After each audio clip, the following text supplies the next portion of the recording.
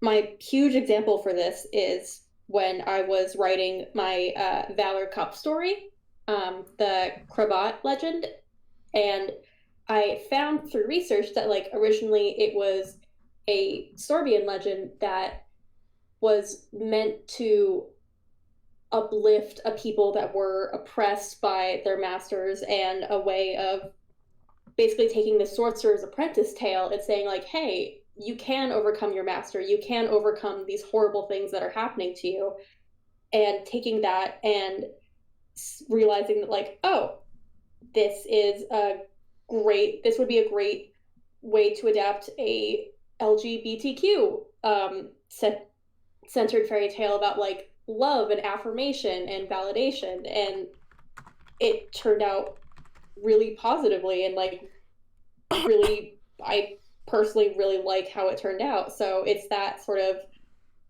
nugget of this works and it's good. I love that, and that really sustains me. That's awesome. Megan, how about you? What do you like of adaptations? So, what I love, in addition to what everybody else has already said, is that it opens the original material back up to reinterpretation and criticism.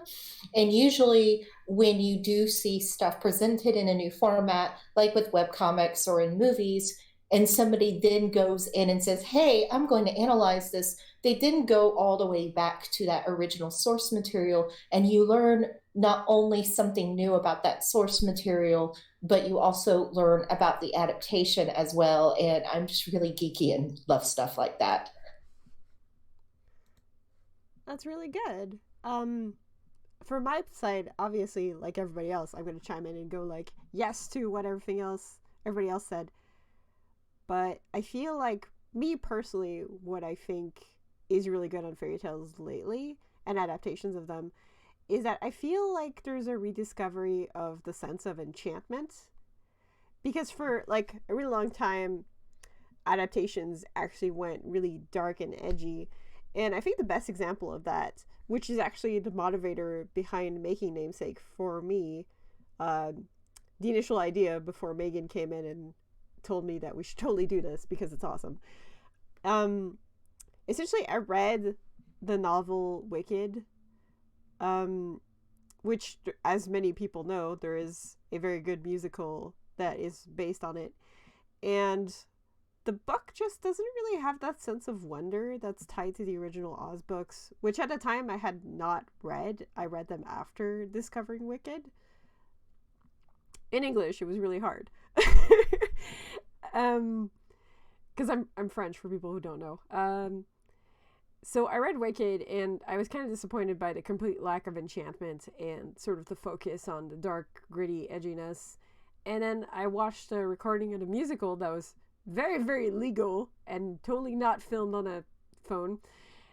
And just having this sort of like fun aspect to it was nice. And when I think about the really good Disney movies, not the bad ones that we don't like, but the really good ones like Tangled, are usually around a character uh, that has this idea of enjoyment and enchantment.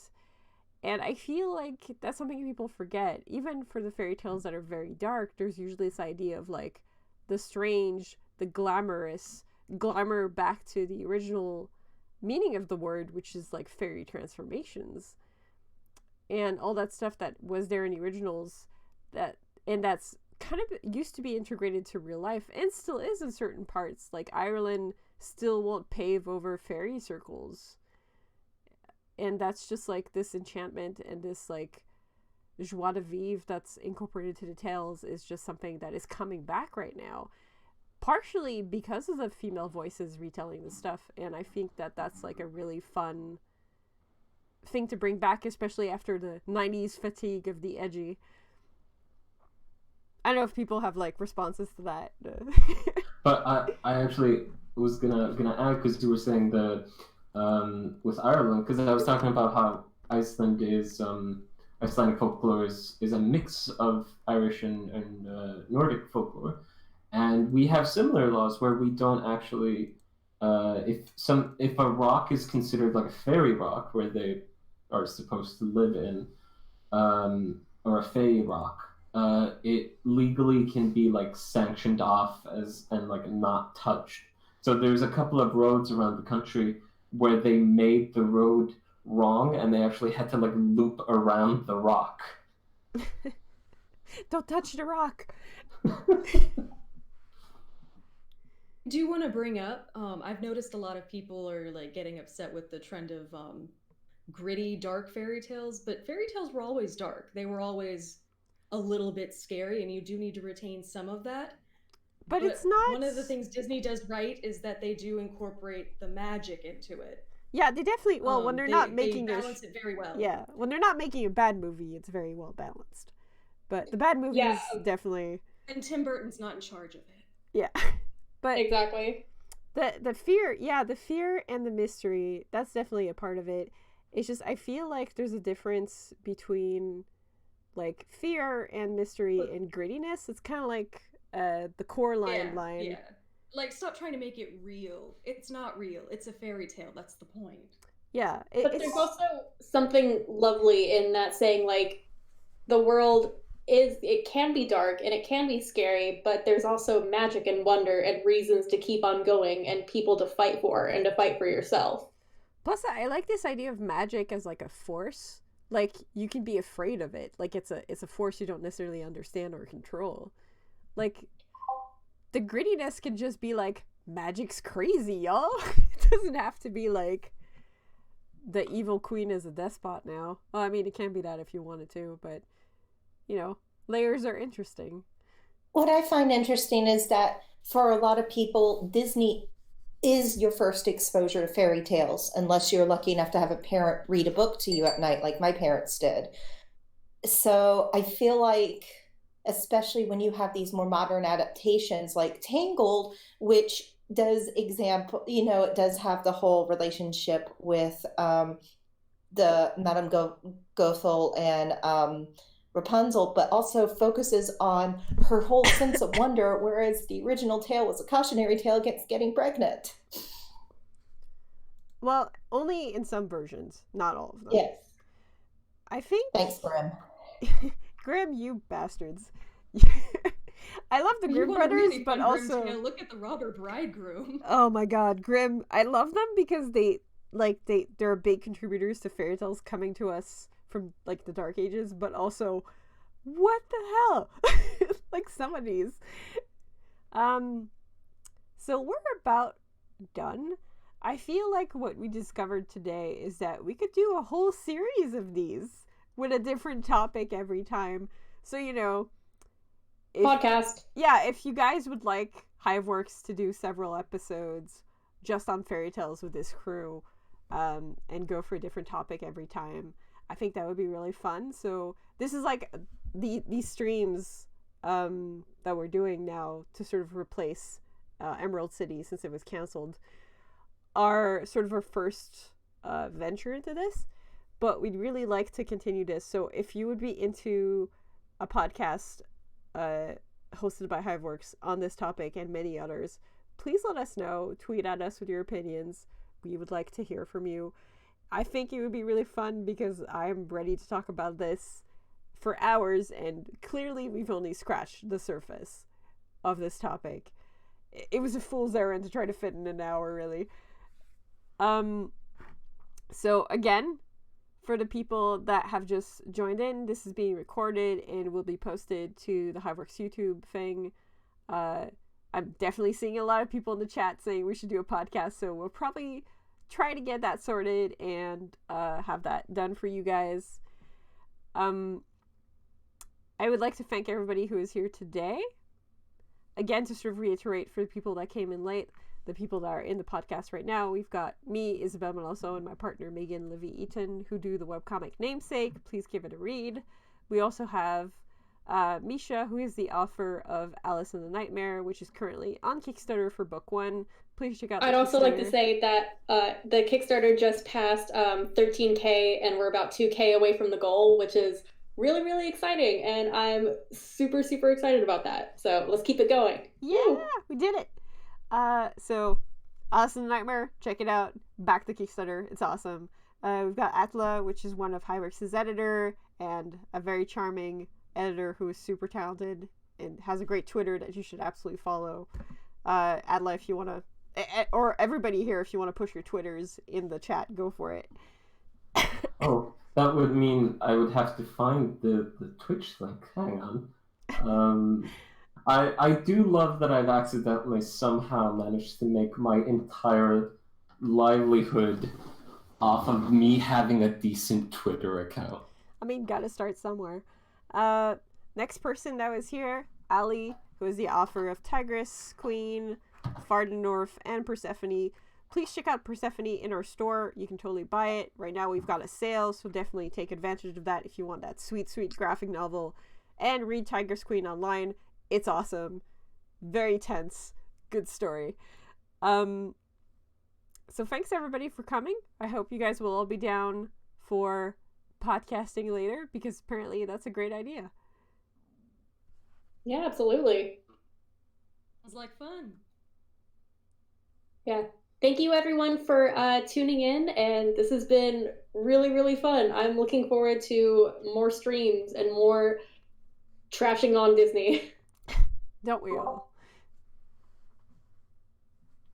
All right. Have a great day, everybody. Thank you. Thank you. Thanks. Thank you. In case like we ran out of things to say about a certain thing and weren't sure where to take it from there. All right. I just started live, so I'm going to tell you guys. FYI, I marked myself as invisible on Discord. I'll still be here. I just don't want anybody like bothering me during this. So Okay. So that's a good idea actually. I never actually changed my how do you damn it, how do you It's down by your Okay. username. I also was visible as well. Okay, so I started transmission. I'm waiting for transmission to start on Twitch. Transmission to all start right, on I'm gonna Twitch. mute myself. Teeny me doodles. Mm-hmm. All right, Thanks. guys, transmission is live on Twitch. So, it's time to begin. Hi, everybody. This is Isabel Malasson again. This is the second stream of our Be Home stream lineup of 8 streams for this weekend to sort of replace Emerald City Comic Con that was canceled. So, this is the second stream, and we're just going to pull up the little card for this bad boy. Here it is. So, right now, the Free Clock stream, it is sci-fi and relatable non-human protagonists. So, with me in this stream, we have Diana Noct, who is the author of Girlbot and Wanderlost. We have Gian Monk, who is the author of Starhammer. Blue Deliquanti, did I get that okay? Yes, you did. Gold star. Amazing. So Blue Deliquanti, who is the author of Oh Human Star, and Emmy Bittner, who is the author of Trying Human, which is one of my personal favorites. Please read Trying Human. Oh man, I'm sorry I have a favorite. that's a lot of pressure. I'm sorry I have a favorite in this chat. I do. I'm very biased. And I am, as always, the host, Isabel Malasson, author of Namesake. Really happy to be here. Just to remind everybody that if you're watching this on the Twitch channel, below the Twitch channel, we've got a couple of announcements that you can check out. We currently have a sale in our store for 10% off using the code SPRING2020. We've got 2 Kickstarters running, one for Alice in the Nightmare Book 1 and one for Among Us Book 1. Both are excellent comics. One is a YA introduction to the world of Wonderland, and the other one is a gay romance around the theme of music. Both are excellent. Please check them out. And also shout out to PajamaCon, that is currently being hosted by Iron Circus Comics. So definitely check out their stuff too on Twitter and follow their mini panels and promotions to find really cool artists to support in the wake of Emerald City being canceled. So please buy some cool stuff, listen in, learn things, and enjoy your day. I will leave the floor to Diana, who will be the moderator, but before we start the chat, I would like everybody to sort of give a little 5-minute rundown of what they do and if they have any sales or store or events going on right now. All right. I guess I'll start. Mine will be relatively brief. The thing I want to announce. Well, okay. First of all, the sci-fi relevant thing that I have done is the Intrepid Girl Bot, which is about the way I pitch it usually at conventions is it's a robot trying to be a little girl, but she's terrible at it through no fault of her own, but she tries her best. And the thing I wanted to announce is that the website has been down for some time, but I am working on getting it back up now. And now instead of just a blank page, let me see, intrepidgirlbots.com. Instead of just a blank page, now there's a placeholder letting you know that something is happening. It's not, I'll link it in the chat. It's not the most exciting thing. I wanted to have the website sort of up, but I realized that I didn't give Kevin enough time to actually do that. So I hope this will be exciting enough because people have been asking me for a while, like what happened to the website? And as far as I understand, it's just that my copy of WordPress got too goddamn old. The thing is, I couldn't update the WordPress that I had because I was using an old webcomic plugin to run the old site. So basically, I'm having to get it built from the ground up using a new content management system. And Kevin is a wonderful web developer who was taking care of all of that thanks to Hiveworks. So that is my announcement. I also have some things in the store, but I don't have anything particularly new. But I think it's exciting news. So on to the next person. Who wants to go next?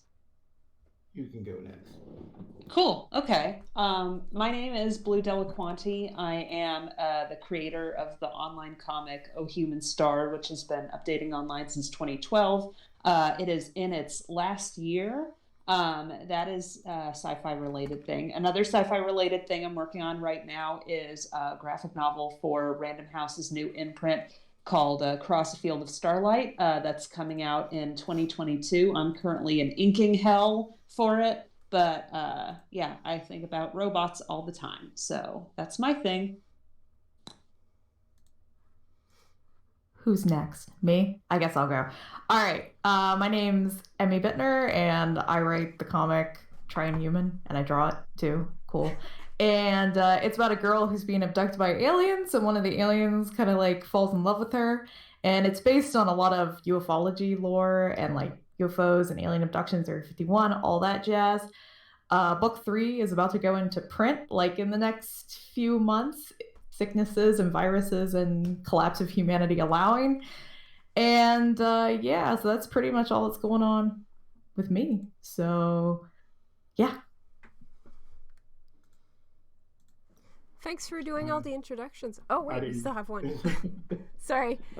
My My sound cut for a bit, so I thought someone talked during that time. My bad. name is Jay Monk. I do the webcomic Starhammer, which is sci-fi related. It's about a girl who inherits a powerful alien object and proceeds to make a series of increasingly poor decisions.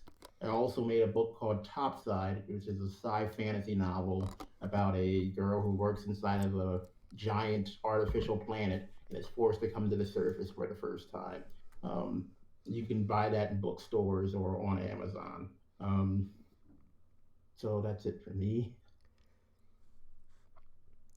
I've actually checked out Topside. It's pretty great. I definitely recommend it. Oh, thank you. It is wonderful. Like I have a hardcover version of it I bought from you directly, and That's right. it's really interesting, and there's like so much in there that I would love to see explored more. Yeah, we would love to do a sequel to it. Sequel. All right. Well, thanks for everybody for introducing yourselves. Now it's time to talk sci-fi and relatable non-human protagonists. All right. Let's see. I wanted to have this to be more of an open discussion. I call it like a roundtable thing, but I just wanted to talk about like why we love sci-fi, why we chose it as a way to tell our particular stories. What for me, like I love thinking about the way that science fiction can convey things like it. Well, like I think that in science fiction and also fantasy, people, readers will let down their guard and not assume nearly as much about a main character, for example, or a setting, and so that it's like they'll be able to sort of get in the skin of what's going on more easily.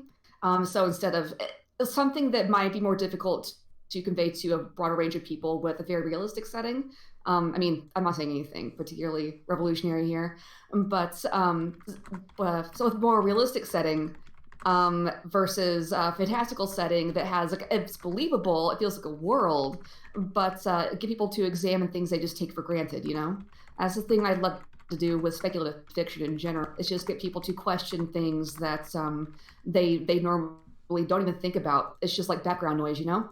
So why do we all love science fiction? That's a good place to start as any, I think. Let me think. Well, going off of your comment, I feel like that is something that is really, really relevant for the world we're in right now. Basically, just because so much technological and scientific development is happening so quickly.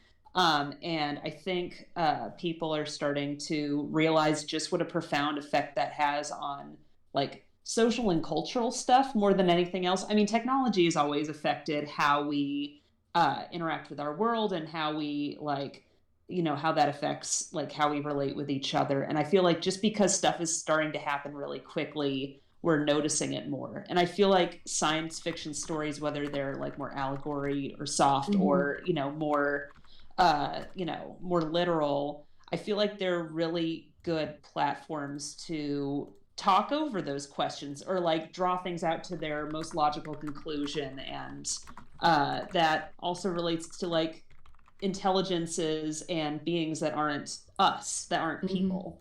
Because I do feel like that's something that we are basically starting to deal with and will only continue to do so.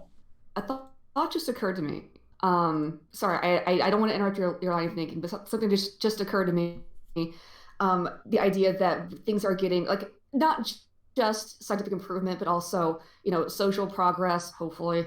And it's just like culture is, because of just the increase, like, geometrically, the increase of idea exchange with all the people we have on Earth and how fast we can communicate with each other these days. That it used to be that science fiction was more predictive, and it still is, but I think maybe these days it's almost like it overlaps to a staggering degree with reality. Like there's I think there's a new book called, I forget what it's called, but it's about a pandemic that just is, like, just coming out. Is it this month, maybe next month? I know that's like the first quarter of 2020, and you know, it takes a while for books to get to the system. And when it was written, it was you know, it was like a grim look at a virus, like, tearing through. Not to get too much into this, as I know everyone's sick of hearing about COVID, but it's just an example of, before even it's like almost like it's not obsolete. It's no longer science fiction. It's just, you know, a look at our contemporary time. We have to almost There was this offer I always think about. I can't remember who it is right now, but they had a quote that seems really relevant. That was like, fantasy influences the emotional response to our present by talking about our past in a veiled way, and science fiction talks about the future in a veiled way, which influences our present on a technological and social way. I believe that. I mean, I feel like there are lots of, you know, building blocks for understanding ideas in science fiction that come from fantasy or legend or classical things. I feel like, you know, a lot of ways that we, you know, interact with other living beings on the planet, like, you know, say, for example, one idea that I remember thinking about a lot recently was, I'm going to have to look up to see exactly who said this on Twitter, but the guy who was talking about how once humanity, like, enters space and starts dealing with a lot of aliens, we're going to be the weird, like, hypersocial race with a lot of, like, client species. Like, you know, that's our thing, our social, like, able to interact with everyone, and that goes for how we deal with animals and other species on our planet. Like, I love that characterization of humans, by the way. I'm going to see if I can find the guy who said it, because yeah, he basically just like classified humans as the party freaks of the future Galactic Alliance. And I feel like that's something that exists in a lot of our folklore when it comes to dealing with animals, as well as like semi-mythical, you know, or celestial like beings. But I feel like that can also have repercussions for how we inevitably deal with like artificial or extraterrestrial constructs. Well, my partner Harry, he talked about how humans have like a weird superpower in that we have fingers. Basically, like if like our ability to be able to pet things is like a bizarre superpower, because it turns out that everything that we encounter kind of likes being touched. And that's amazing. And like everything else has a hard time touching everything else, where they just don't think of it. But isn't there also the joke of like humans are supreme because we can pet everything? Yeah. Oh, I've heard the thing that humans like succeeded evolutionary because we could throw shit really well. There's a strong hand motif occurring through our development, looks like. Also, if I may, I found the guy. Slapped our way up evolution. Crawling up the evolutionary ladder, literally, with our hands that we have. If you want to talk about human evolution, I could definitely get into that, because that is a particular subject of interest of mine. But you totally can. Quick sidebar: the guy who was talking about humans as the weird social party race of the galaxy, his name is John Levitt, or Leave It maybe, because his Twitter handle is Leave It Alone. So you can find him. Okay, go ahead. Yeah. Also, Arrow, if you want to finish that idea you had. Oh no, that was like the end of it, basically. So we could directly, you know, turn directly into the slapping. Well, really quick, I want to let Monk and Emmy both say like why they enjoy sci-fi so much, why they choose to work in it, before we turn to a different topic. Oh. If you feel like it, no pressure. Well, Emmy, you go first. Okay. Well, I just want to make it clear, I don't normally write in a science fiction vein. I'm really fascinated by UFO stories, so I chose to pick a very, I laser honed my writing in on that topic. I do like sci-fi. I feel really guilty kind of being here, because I do have aliens in my story, but I don't broadly write in the topic. I generally write horror and mystery, so... but I do like me a little bit of sci-fi. I'm just not super knowledgeable on the topic, so I'm sorry. Oh, no worries. I'm trying though. No, I think that like the extraterrestrial or horror adjacent things is super legit, because I feel like that's a lot of where horror comes from, is just interacting with things that like we'll never ever understand or comprehend, right? Sure. Actually, yeah, since you don't generally work in science fiction, maybe you could speak to like the way you want to tell us one particular story, how only science fiction allows you to do that. Like, is there something different about working in science fiction versus most other stuff, or just like, I think you'd have a unique perspective in this case? I would say, like when I write in horror, I generally focus on human only stuff. So like all, the horror itself doesn't come from like monsters or whatever. I have a bad habit. If I'm going to write anything non-human, I'm going to fall in love with it. I'm going to be like, oh, they're going to get married at the end of the story or whatever. So in trying human, a lot of the aliens want to look human or, pass for human. And I think that kind of lets me get away with allegories to like being genderqueer or trans, though I never intended that, but a lot of people seem to like go there with it, and I let them. It's fine. Interesting. Isn't that happens? It seems like in every single time someone, sci-fi especially, like people will read into it, whether you intended it or not, they'll read into it like their own struggles or things that they want to understand. Like I've gotten the same thing. Not the same thing as like this, not the same top, but I've gotten people coming to me talking about Girlbot in that same way. That's really interesting. Yeah, so I would say, being human in my main comic, Trying Human, is sort of like the best thing. Like everybody wants to be human or look human or hang around with humans because they get to do whatever they want. Though, socially we don't get to do everything we want all the time and everywhere we want, but the aliens have their own cultural holdbacks and problems that they have the to grass work is on. greener on the other side. Yeah, exactly. So, the humans, being human or being around humans or a part of human culture in my comic is, like that, chalice out in the distance that they want to, drink from. They all want that. So, I would say in all my other comics, being human or being around humans is like real shitty. So, like, the sci-fi elements of my comic, I think are best epitomized in that way with the humans and the aliens interacting, if that makes sense. Oh yeah, for sure. I'd actually have something kind of relevant to a similar discussion as Emmy, because I write Namesake, which is like hard urban fantasy, but since Namesake is built around portals, a lot of the monsters and general like events are actually inspired by quantum physics. Like the bad guy is essentially a metaphor for the heat death of the universe. This is actually a great segue, and it's something I was thinking about.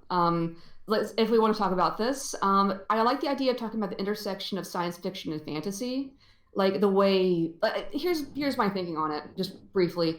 I like the idea, like fantasy, thinking of it as almost like a nostalgia-based speculative fiction, and science fiction is like what do you want to call it? Like a visionary, maybe. It depends on the science fiction, maybe, but like looking forward into the future, or considering like alternative presence in some ways. I like the idea of the way we get the past and the future mixed up so much these days. The idea that like science fantasy is a way of like exploring the possibilities, like the infinite now. If I'm sounding a bit like a term paper, but you get what I mean. Like I want to talk about the way science fiction and fantasy can interact in interesting ways. I just wanted to say I like science fiction because I think it's cool. I didn't really have like a deep. I don't really have a deep thing to go along with that. Like I just thought, like everyone else, I know they have like a really deep reason to like wanting to write the sort of thing, but I just thought it was pretty cool, and it just seemed like something like it just. No, that's valid. That's valid, man. Like yeah, I think it's cool too. Emotionally. It's awesome. Like if you're connected to like a genre emotionally, that's your reason for picking it. That's already very interesting, I find. I just tend to overthink things a lot, so I will just pile ideas on top of other ideas. It's not like I have some deep reason for it. I just think about things way too much. Monk, are there any like stories that you grew up with that you find yourself like drawn to or inspired by when you like are working on your current stuff? Are they sci-fi or are they just kind of from all over genre wise? Well, probably the one that had like the biggest effect on me was Erie, Indiana, which was like this show. Oh my god! In the 1990s, like they came on NBC, but then ended up like canceling it. But it had like a second life on like Fox Kids, and that was like when I really watched it. It was about like this kid who moved from New Jersey to like this town in Indiana where weird stuff kept happening, and only he and his friend noticed. And like the collision of the fantastic and mundane really appealed to me. It's probably been like the largest impact on my work. Like I always like to try to like mix things together in that sort of way. So like, and so that's... Yeah, I also have fond memories of Erie, Indiana. I watched a whole bunch of that when it was in syndication. I haven't thought about Erie, Indiana in 20 years. That's like fascinating that there was one episode where a girl could draw things and they came to life. They would become real. And I remember the episode more than anything because I was like, I want that power, but oh god, how would I use it? I was also like 11, so the episode that 2 episodes that I remember is there's one where the main character gets a script in the mail, and it turns out that his entire life is a television show, and Oh my god. and he has to, and he figures, and he realizes that the cast is like planning to kill off his character, but like they don't think that they're killing off like a character. I mean, they think they're killing off a character. They don't know they're really killing off like this kid because they think he's like the cast member who's like actually in Erie, Indiana. So he has to basically have to fight his way into like them keeping his character on the show so he doesn't die for real. And then there was also like one episode where he sets his watch back in Erie, Indiana. Indiana didn't have daylight saving time at the time. So I was going to mention this episode. Go on. And he ends up being like thrown into like this parallel dimension that is like where everything goes that's left behind from time, where these garbage men roam around and they get rid of anything that's not supposed to be there, including people. It's like Langoliers, but Yeah, I was just gonna say that sounds like a Stephen King story. So we keep having the same brain going on here. I love it. So what is it about? Was it like the vibe of that show, just like the, like normal human kids kind of dealing against this anthology of like supernatural phenomenon, like what that does to you? Like what was it about that was so impactful? And well, like basically like everything sort of worked in like this weird kid logic. Like they have like this one episode where a living ATM machine ends up giving this one kid all of its money, and it ends up sending the entire town into a depression. And it's like, oh, if you think about it, this is like a way that a kid would explain how savings and loan led to the Great Depression. Oh my god! Oh my god! An evil ATM. I love this. You mentioned the idea of kid logic. I love the idea of sort of surreal. It's not necessarily fantasy. It's more like magical realism almost. But thinking of that, it's almost like science fiction, but using kid logic. Because the idea that like a kid observes the way a world works, and they think this is a logical extrapolation of that, like you would, based on science when you're older. But the idea that that's like its own little world, ooh, I love that. Yeah, that's pretty cool. I'm gonna write that down.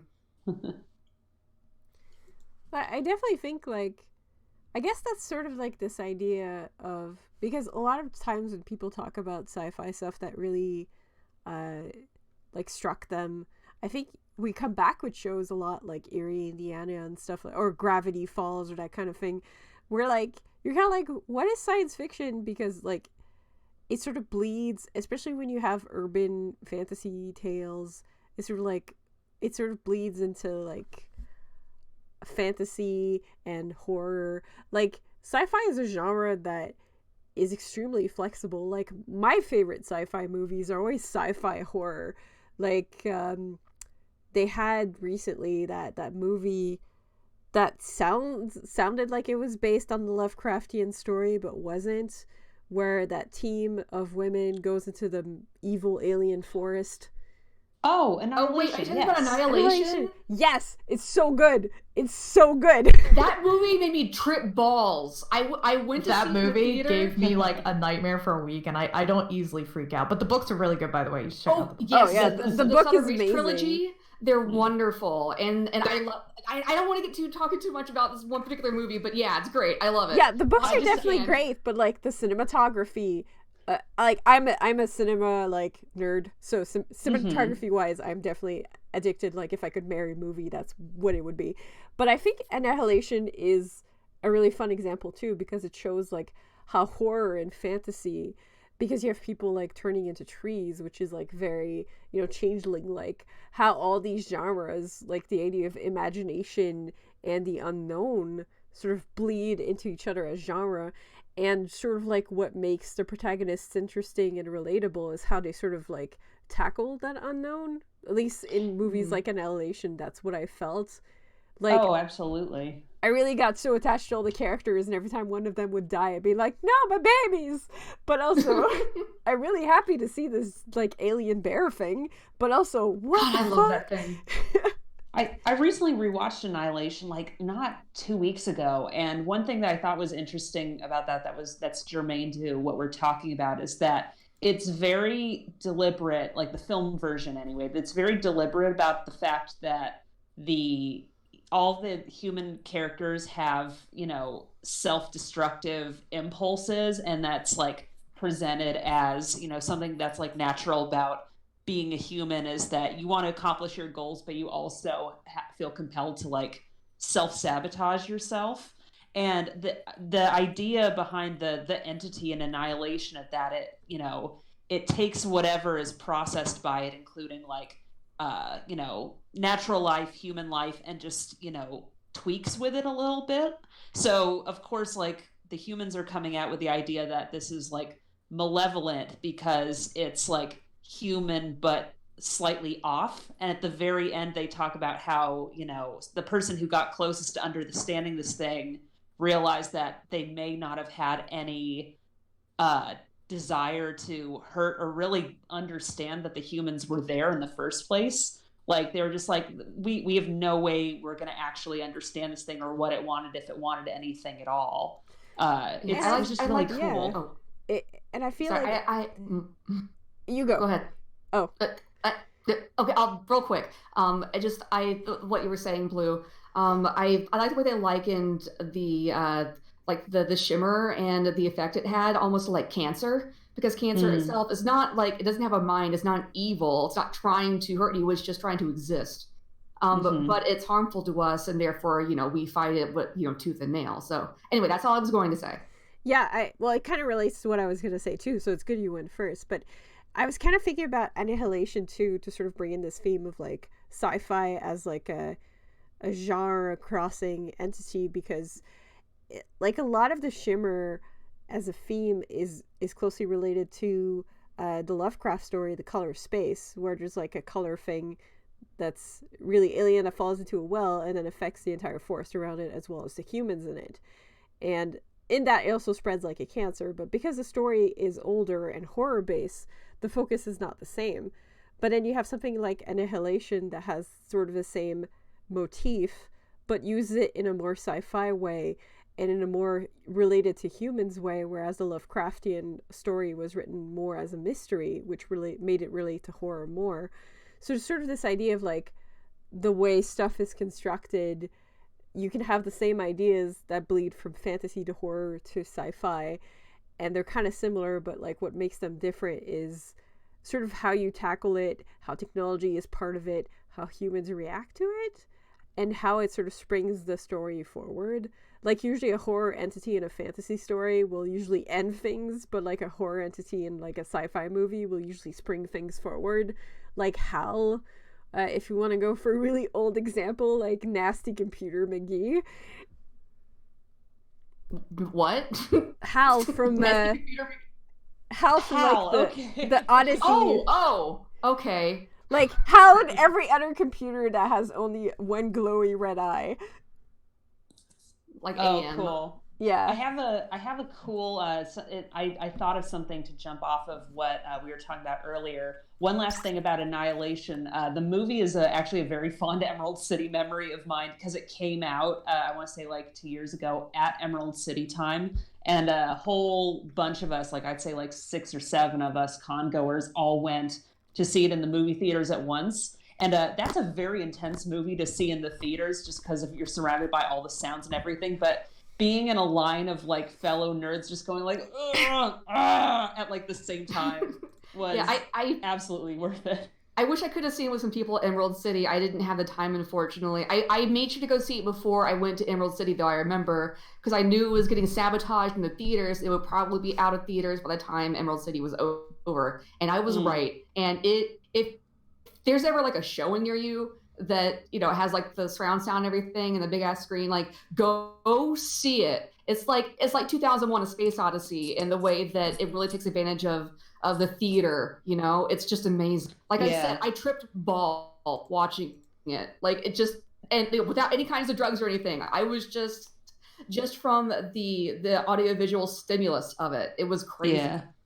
If I may, I had actually thought of another really great piece of the sci-fi canon that I was reminded of, because both you, Diana, and you, Issa, mentioned like cancer as a motif. Have any of you read that trilogy of books by Octavia Butler. I think it goes by Lilith's Brood, but the books themselves are called like Dawn, Imago, and Not another yet. one. It's on my to-read list, along with like lots of other books. That's a really interesting one because of that like conflux of genres, like not just like horror and science fiction, which I think Butler likes to dabble in a lot, but there's also like an eroticism and like a romance element to it that I think is very interesting. Basically, just quick Cliff's Notes for folks who haven't read it. It is told from the perspective of an Earth woman who is abducted at the end of I believe like a global nuclear holocaust by a species on a ship that's interested in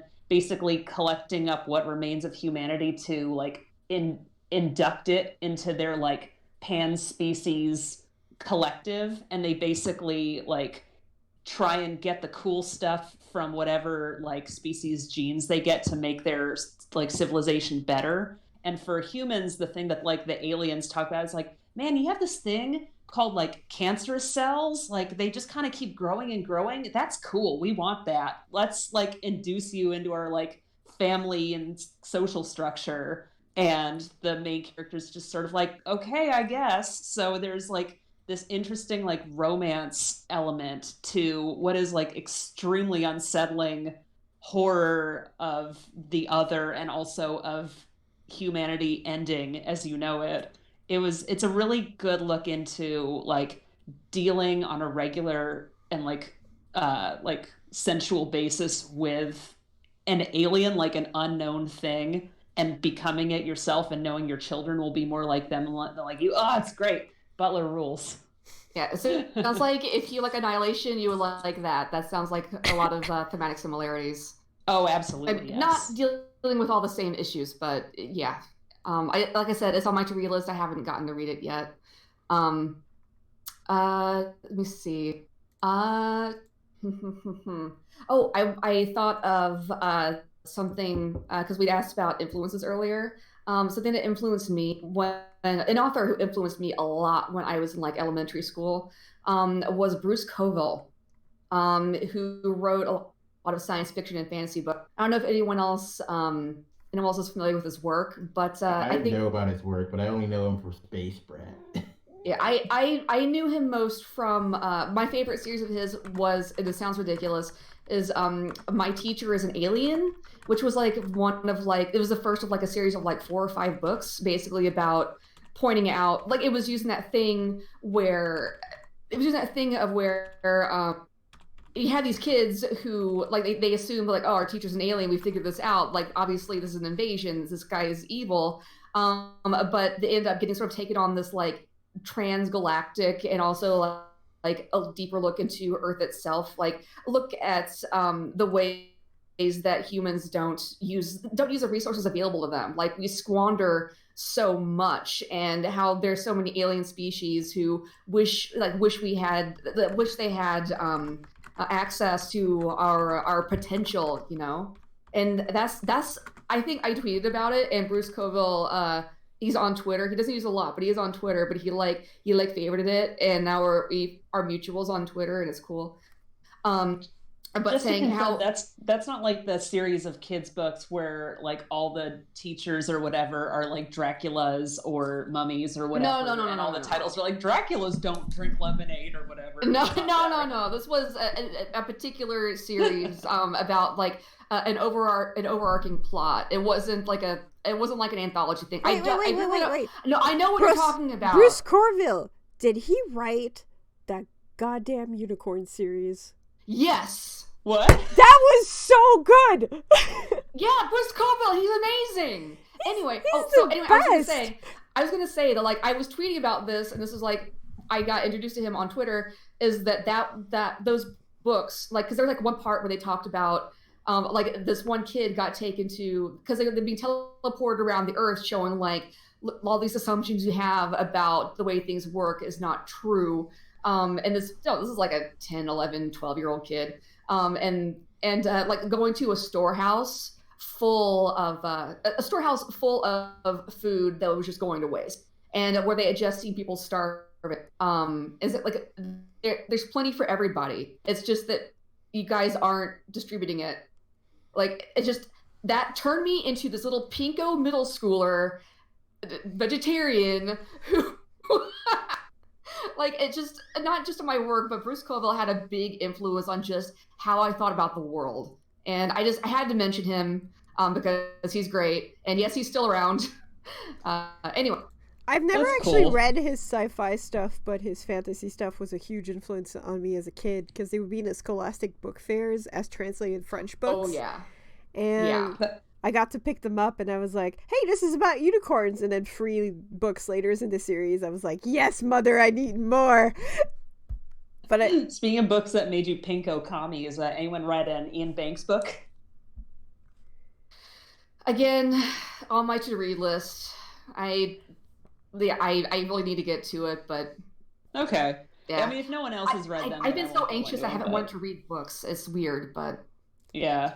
I'm illiterate. My ability to write is a statistical anomaly that's not based in actual fact. Kid act. I have like severe attention span problems, so it really, really hurts my ability to read. And I really want to listen to like audiobooks, but then you can't do anything while listening to audiobook. Like, I wish I had like another thing I could be doing at the time, but you can't multitask and everything I would need, and that really like cuts into that. But like, if anyone, when you're writing, yeah, I can't listen to anything when I'm trying to write. So listening to an audiobook would definitely get in the way. Oh Well, yeah, like, I can't imagine writing and listening. I have to listen to the most instrumental, like cool slow jam beats to chill or out like to. that, or I like need to have as much silence as possible. that, or if you want to like read something at the same time while you're doing the audio, like if you want to look at something like online, you can't do that. And like I always want to multitask, and I gotta figure out a way to like shut that part of my brain off and just Going for a listen walk, to maybe just like put it on like whatever device you have, and just go for like a half-hour walk and listen to a chapter or two. Oh yeah, that's a good idea. Or something I like to do sometimes is to just like set it up to play a certain chapter and just go lie down in bed and let it almost like seep into my subconscious, you know? That could I be do it could be laundry. very relaxing. It's like your parent like reading to you, you know? It's nice. This one's more of a bummer, but have any of y'all seen Captive State? No, I don't Nope. think I've even heard of it. What is it? Captive State was a movie that came out last year about aliens that had successfully conquered Earth and how humans are living with them now. And it's about John Goodman plays this guy who's trying to like squash out a rebellion that's trying to kill like the aliens that live under Chicago. And it's like this tense thriller that's actually about like how the sort of things humanity would need to do to deal with like a fascist totalitarian government, but it's like told through the lens of like an alien invasion that was successful instead. And it's very good, but like nobody watched it, and I don't think anyone remembers it even came out. And I've never like, heard of this. It sounds. Is it Me good? neither. It sounds good. yeah, it's really good. It came out last year. It came out this time last year, and me and my brother went to go see it, and like we loved it, and we were like, oh yeah, this movie's gonna become like our classic in the future, but for like all the wrong reasons. But like right now, it's just kind of being ignored, and it's really good. I'll have to watch that with you sometime. yeah, Yeah, could you say the title again just for the chat? Captive State. Cool. Okay. And yeah, like, do you guys ever like try to illuminate some part of things that you're worried about through the use of science fiction or science fantasy? Like with Topside, I tried to touch upon environmentalism in some sort of way, and how poor resource management can lead to ruin. And like that's just like one example, but like have you guys ever done any of that stuff like that?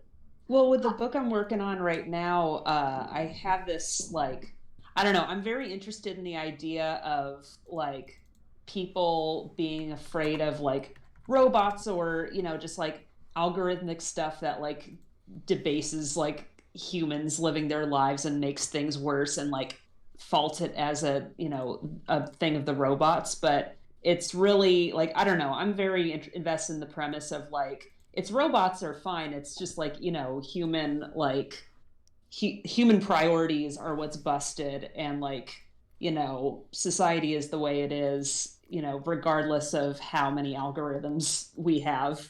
And we live in a society. Yeah, we do live in a society. I don't know, I think that's interesting. I feel like there is a very interesting conversation that we should be having about how we how we design the algorithms that kind of like run things and make things easier or harder for us. And I feel like it is not as like galaxy brain as it needs to be. Yeah, I get what you mean.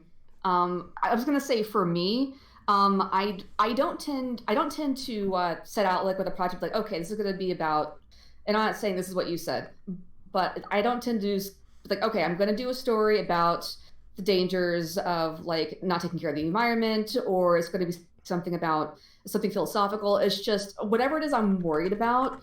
It always leaks into it because I have anxiety. It's like I can't help myself that it's going to be about something one way or another, even if it's just the way people are with each other. It's just about connecting or not connecting. It's always going to be something. So I guess yes.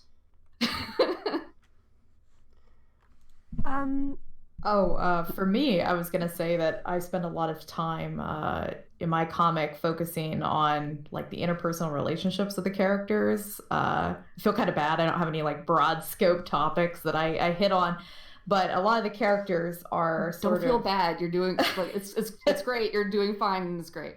Okay, cool. Okay, so a lot of the characters, especially the human ones, are in really sort of tragic or abusive situations, but they're comfortable there because it's kind of all they know. And in contrast to that, a lot of them are being abducted by aliens or have sort of not great relationships with the aliens, depending on how you look at it. And so there's kind of this low-key thing that gets brought up all the time about consent and what is consent, and why are we in this relationship, and like where are we going with this. And so that was kind of the big thing that comes up throughout. But like Diana said, I don't am I okay to call you that? Can I call you Diana? Yeah.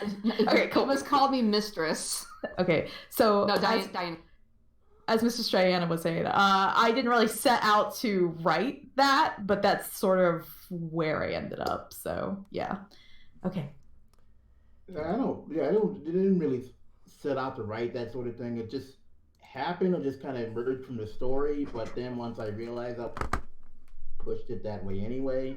And I think I'm like Diana, where wherever I'm feeling sometimes like seeps into the story. It happened really hardcore with Starhammer, which that ended up being about living up to expectations and then getting extremely lucky, so everyone thinks you're great, even though you might not actually be that great. And so imposter syndrome. Yeah, like you got into that, but like, but we're gonna get into that more in like the coming up book. But like, yeah. I think you and I both have a similar process for like when we're delving for ideas. We both work very heavily from our subconscious. I mean, I know everyone draws from their subconscious if they're telling like an authentic story, but I know for me, just because part of it is just having ADHD, the way I come up with ideas is just letting my subconscious like do a lot of the heavy lifting for me, and then just sort of like going in and seeing what's around. I'll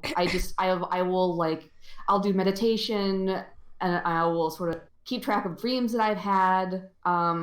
I also just whatever flits through my mind, because it's always like bubbling up in the back of my mind, whatever it is I'm trying to do, So I don't know. I just think that's interesting personally. I don't mean to interrupt this train of thought, but since we're about 13 minutes left in the stream, I thought it could be interesting to use this last chunk of time to maybe talk about non-human protagonists a little bit. Yes, we did mention that at the top a bit, but yeah, let's get into that. Get into that a bit more. We did a big detour towards things that everybody in the chat should read. It's a conversation. It's a conversation. This is not a complaint. Not a complaint. Yeah. I mean, I could talk with you guys for hours about just whatever comes up in this line of thinking, but we only have so much time. So, um, I'll say that for Girlbot, the original source of the character was actually like a triptych I did in like an experimental drawing class when I was at MCAD, the Minneapolis College of Art and Design. And it was just, she was doing these things you associate with like femininity, but because she looks basically as she does in the comic. So like she was shaped in this sort of like a female symbol you would see on like a door to a bathroom almost. So she's almost like a cookie cutter, but she's also so incredibly awkward and doesn't know how to express this idea of what she thinks she's supposed to be. And so there were a few different drawings of her doing different things. The things that she does basically in the first like 5 or so strips of the comic, that's what was in the original drawings, which I lost unfortunately. But I ended up using her as like a very like as a metaphor just initially to examine the idea of feeling alienated and the idea of femininity. And that was like kind of a way of me not realizing I was struggling with being non-binary. I call myself a stealth NB because I'm very visibly, physically female, but I am non-binary, and it's just the idea that your form doesn't inform your function as much as you think it does. And that was totally, I wasn't even thinking about it at the time. But she became this way of exploring not only that, but also just the way you interface with a world where you always feel a bit like a stranger. I have ADHD, which was my into it, but I've had people, more than one person, come up and say that they identified her with really hardcore with her because they felt that she had a lot of the aspects of someone who's on the spectrum as well, which was not something I intended. But I think it's as long as people don't take it as me saying that people on the spectrum are robots, and take it for the sympathetic way it's meant to be, because she is the main character and the point of view character. I think that's lovely, actually, and I couldn't have done it without her being a robot. It's just the whole package. It was needed. Anyway, my time is done. It's really interesting how like being queer totally infuses everything that you do, and you might not realize it for years and years and years. Totally relatable. It's been interesting working on a comic that is similar, I suppose, in terms of a protagonist who starts off human and then ends up being like an android, relatively like realistic humanoid android. I play with that idea of gender a lot as well, and just the idea of like feeling, I don't know, there's a couple of things at play with Oh Human Star anyway, both the idea of gender and like your interior like lived experience not matching up with like what people expect of you exteriorly, but there's also an idea of like legacy and the idea of just like the you that has been like famous or well known for something is like what sticks in people's heads and like gives you a kind of immortality as that in a similar way to like having a robot body does. And I think that's like something that like queer people who are extremely online probably think about a lot, just the idea of all of these like past iterations of you still existing, even as you continue to like develop and change and like become more yourself. And I feel like that source of like anxiety is something that's like works both allegorically but also with the idea of like any kind of like immortal or long-lived thing like robots were, or vampires, but that's a different live stream, I think.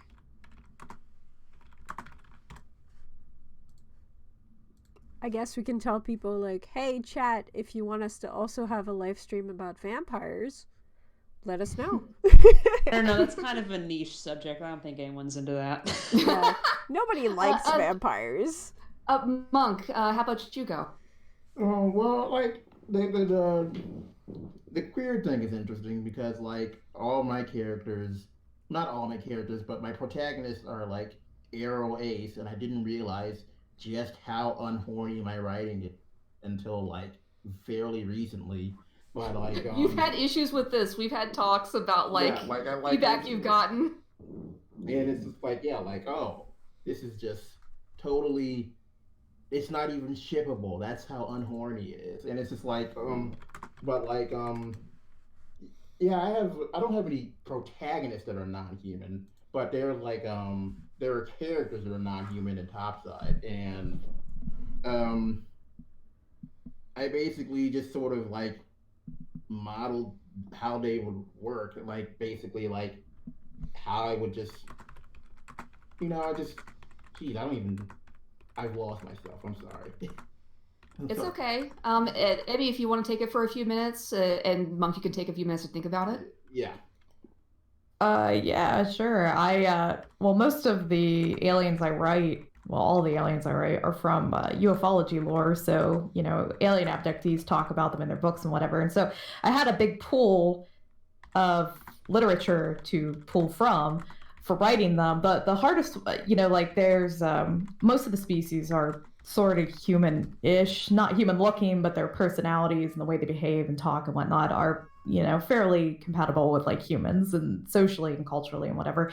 But the one species, the Greys, which everybody knows the Greys from like that icon on your phone and shit.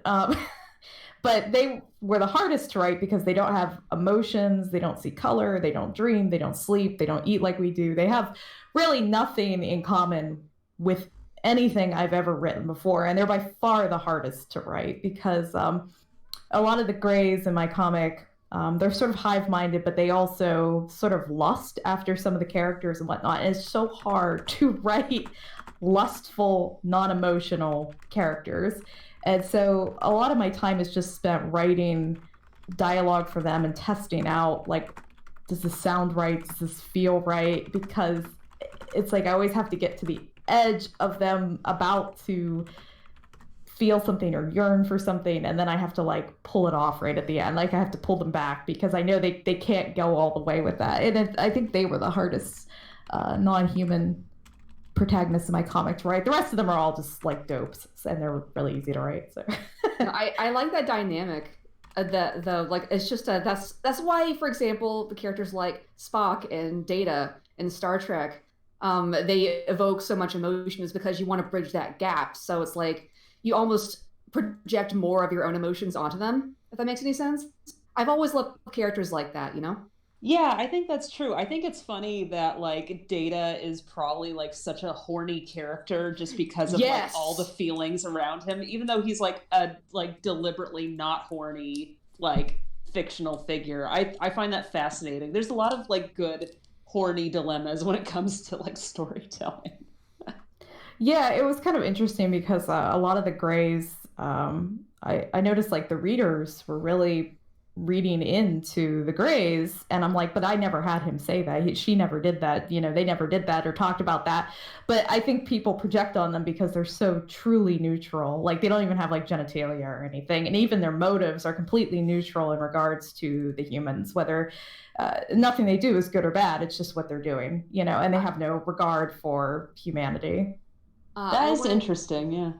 I wanted to say real quick, just as a metaphor for what we're talking about, I don't want to feel like people who are ace are like being alienated here. So pun not intended. I'm actually like, ace and I feel fine, so we're good.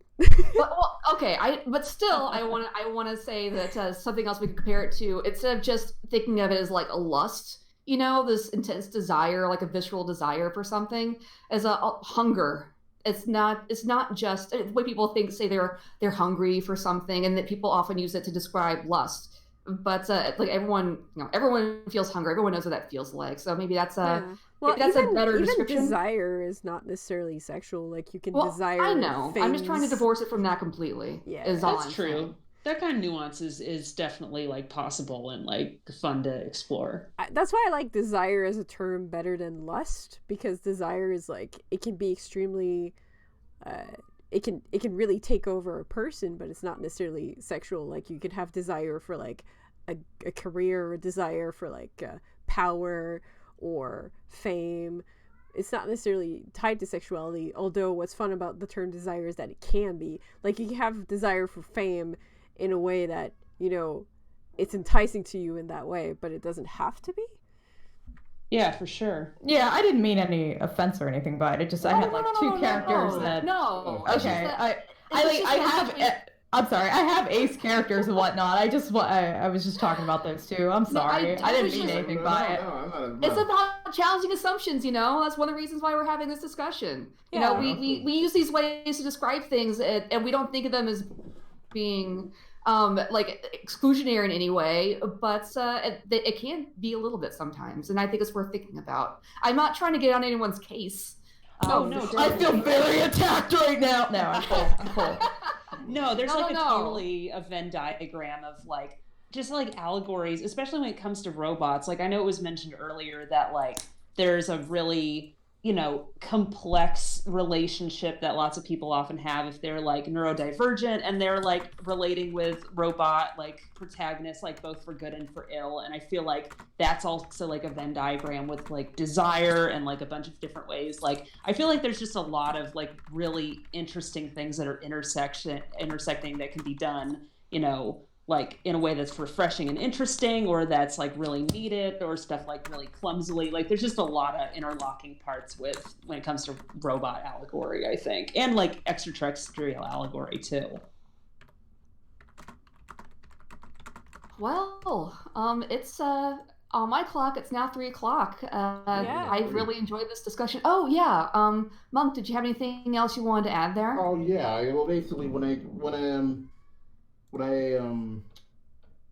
the characters that I have that are not human, like Kevin, who's like a shape-shifting mirage-like being, and like I just kind of modeled him after a really eager to please kid, and I was just like, wait, what would a kid who can be anything be like, and if he wanted to endear himself to like people, and it would be like a really eager to please kid who just wants to be loved and wants everyone to like him.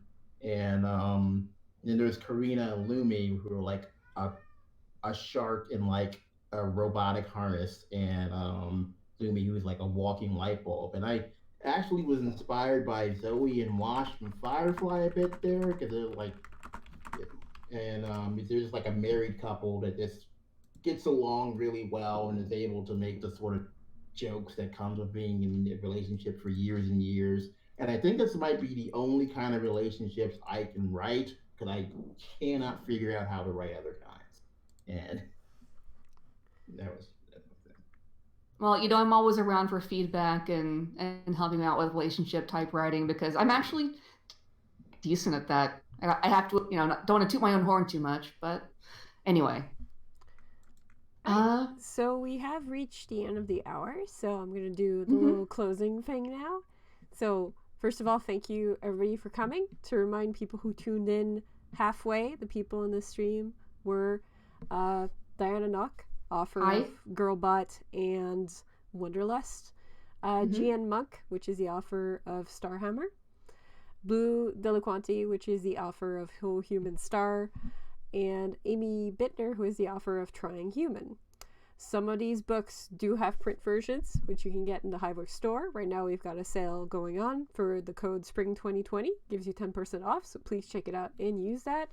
And if you're tuning in on Twitch, again, if you scroll down, we've got a couple of links towards different events and sales going on at Hiveworks, and we've got 2 Kickstarters running right now. One for the first book of Alice in the Nightmare, and one for the first book of Among Us.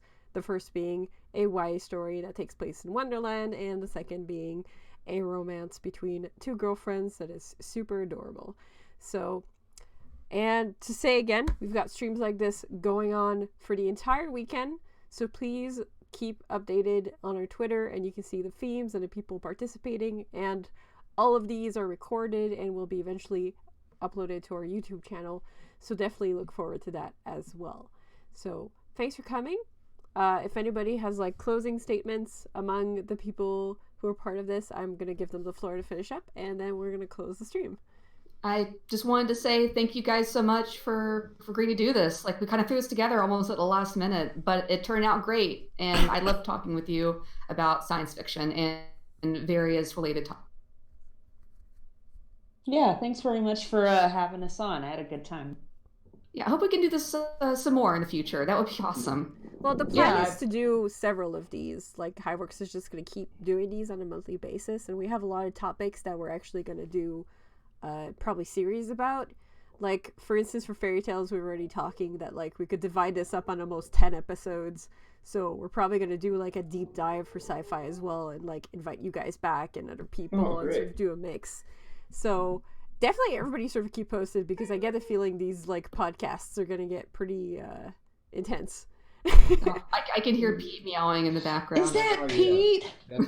Hey, Kat. Yeah, I just wanted to say, yeah, thanks for having me, and I'd be up to do any more of these, especially like deep dives on like writing techniques or art or print or any of the more mechanical. Talk with you about alien lore. Yeah, definitely. I don't want to like go off, but I'm very knowledgeable, and I know a lot of people like in the know and all that shit. So yeah, we could totally talk about that shit. But we're gonna have to make like a BuzzFeed Unsolved style like dive into aliens, but with like comic artists. Oh god.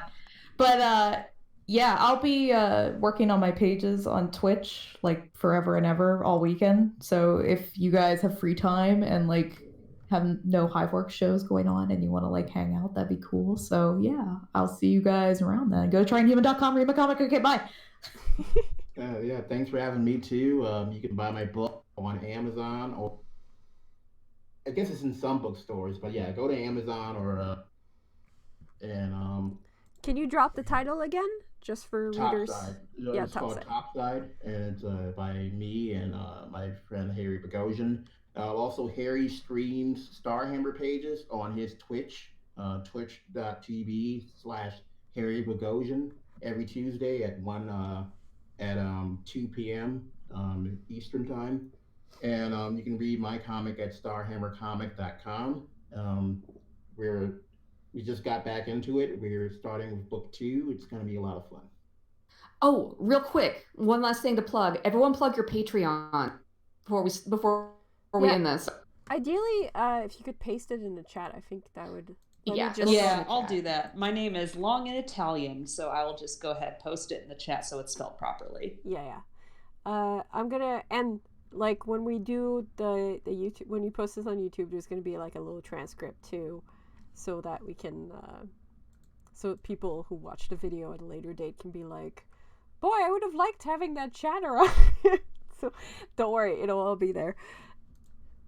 So thanks a lot, guys. Thank you so much for making this possible. It was a good time. Yeah, thank you. Oh, no worries. I love doing this stuff. All right. Please keep posting links in the chat. I'm going to leave it on for the next 5 or so minutes, but I'm going to end the stream now and the recording as well. So goodbye, everybody. See you in the next stream. It's going to be at 5 p.m. East today.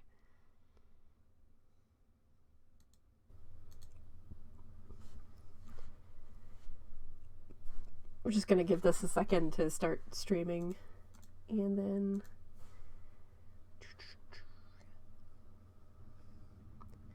I should follow the Hiveworks account. There I go. I'm following y'all.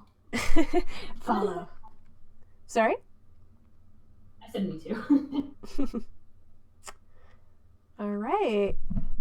We are live and transmitting, so we're going to switch to the title card for today. So, hello everybody. It's me again, Isabel, which is going to be, I'm going to be your host for like all 8 of the panels this weekend, so get used to me because I'm going to be here for a while. Today is the 3rd panel of Friday, which is the Kickstarter preparation and know-how panel.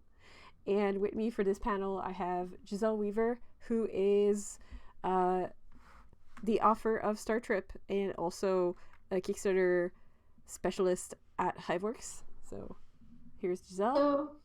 Hello, this is me, Giselle. And with us, we also have Susanna Harcum and Owen White, who are partners in life and art, who create the comic Tripping Over You and have several Kickstarters under their belt for said comic. Hi, this is Owen. Hello. This is Susanna. So today's topic, well, this hour's topic, since we had several topics today, is going to be very technical, so a bit less like creative than the past ones, but I think it'll still be very instructive for any artists in the audience that are trying to get into like bookmaking and Kickstartering and all that jazz. So just as a reminder, like all the other panels, if you're watching us on Twitch, you can scroll down and we've got a couple of promotions that are posted below the Twitch channel. So currently we've got a sale going on in our store with the code SPRING2020. You can save 10% on our books, which you should totally buy because they're great. And we also have 2 Kickstarters running, which is very appropriate for the current topic. So we have Alice in the Nightmare Book 1 and Amongst Us Book 1. Alice in the Nightmare being a YA story happening in the world of Wonderland, and Among Us being the story of 2 girlfriends just being adorable together. So definitely click on the links to check out both. And if you so feel inclined, back the Kickstarter, check it out. Or for both, you can actually read them online as well. See if you get into the story and then decide. Be sure to also follow us on Twitter. We have our Twitter stream below the Twitch stream. So you can follow all the announcements we have for the different panels, and be sure to also follow Iron Circus because they are also having a bunch of streaming panels for their PajamaCon 2020. So definitely check that out and, you know, chime in to see what's going on over there. They've got comments going. They've got a bunch of people coming in and talking about their stuff. It's really great. So you can find new products, new artists, new comics. And that's it for the preamble, so we can start talking Kickstarter. Yeah.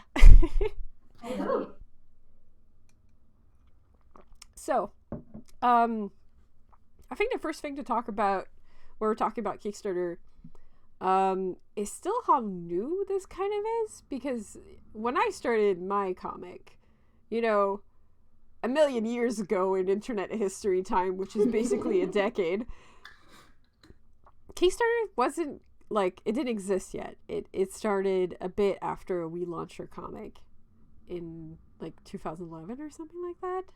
Or maybe it existed before, but there wasn't anybody doing comics using it yet. And it kind of started with Spike Trotman doing her first anthologies through that, and a couple of people trying out. And I remember we were, like, among the first people that were like taking a swing at it, and it was very stressful when we did Namesake Book 1 because we were like, we have no idea what to do, let's hop in.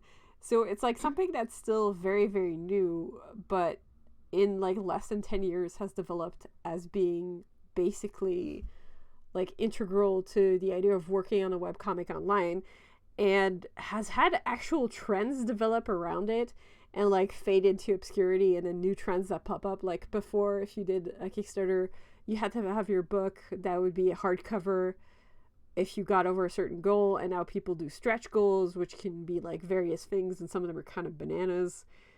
So yeah, not only is it very young, but like even being young, it's like already grown incredibly, and like added people on staff specifically for comics. Notably Camilla, which is the comic representative and is very cool and very fun. So if you ever have problems while you're doing Kickstarter, definitely write to them. So, you know, when you guys started your comics, was Kickstarter around? Like, when you guys started to want to make books, like specifically the Tripping Over You crew, like, how long was Kickstarter running? Why did you turn to it? Were you, like, worried? That's such a good question. We definitely started a couple of years before Kickstarter was kind of a thing too. I think we did our first book, had to have been 2013, I think, or 2014. I think so, yeah. And we'd been running for a couple of years before that, and we were very worried, very scared of it, and very, didn't know what we were getting ourselves into and what the situation was even going to look like on the other end. Oh, hold on, my sticky keys.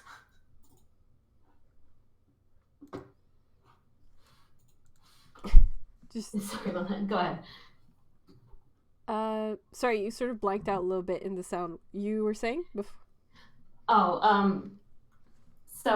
Yeah, we were actually really worried going into it that we didn't know what it was going to look like, and we didn't know really what to do the first time we did it because it was brand new. Do you remember how we found out about it?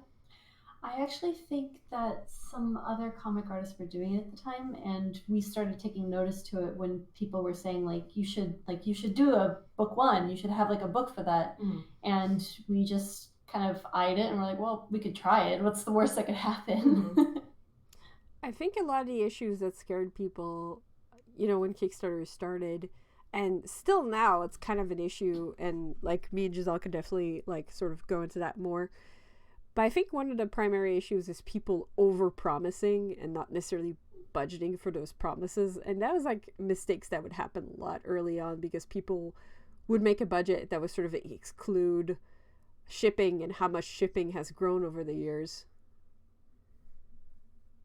Yeah, that's definitely something that I've seen people run into as like a problem, especially when they do gangbusters on a Kickstarter and get like several thousand backers.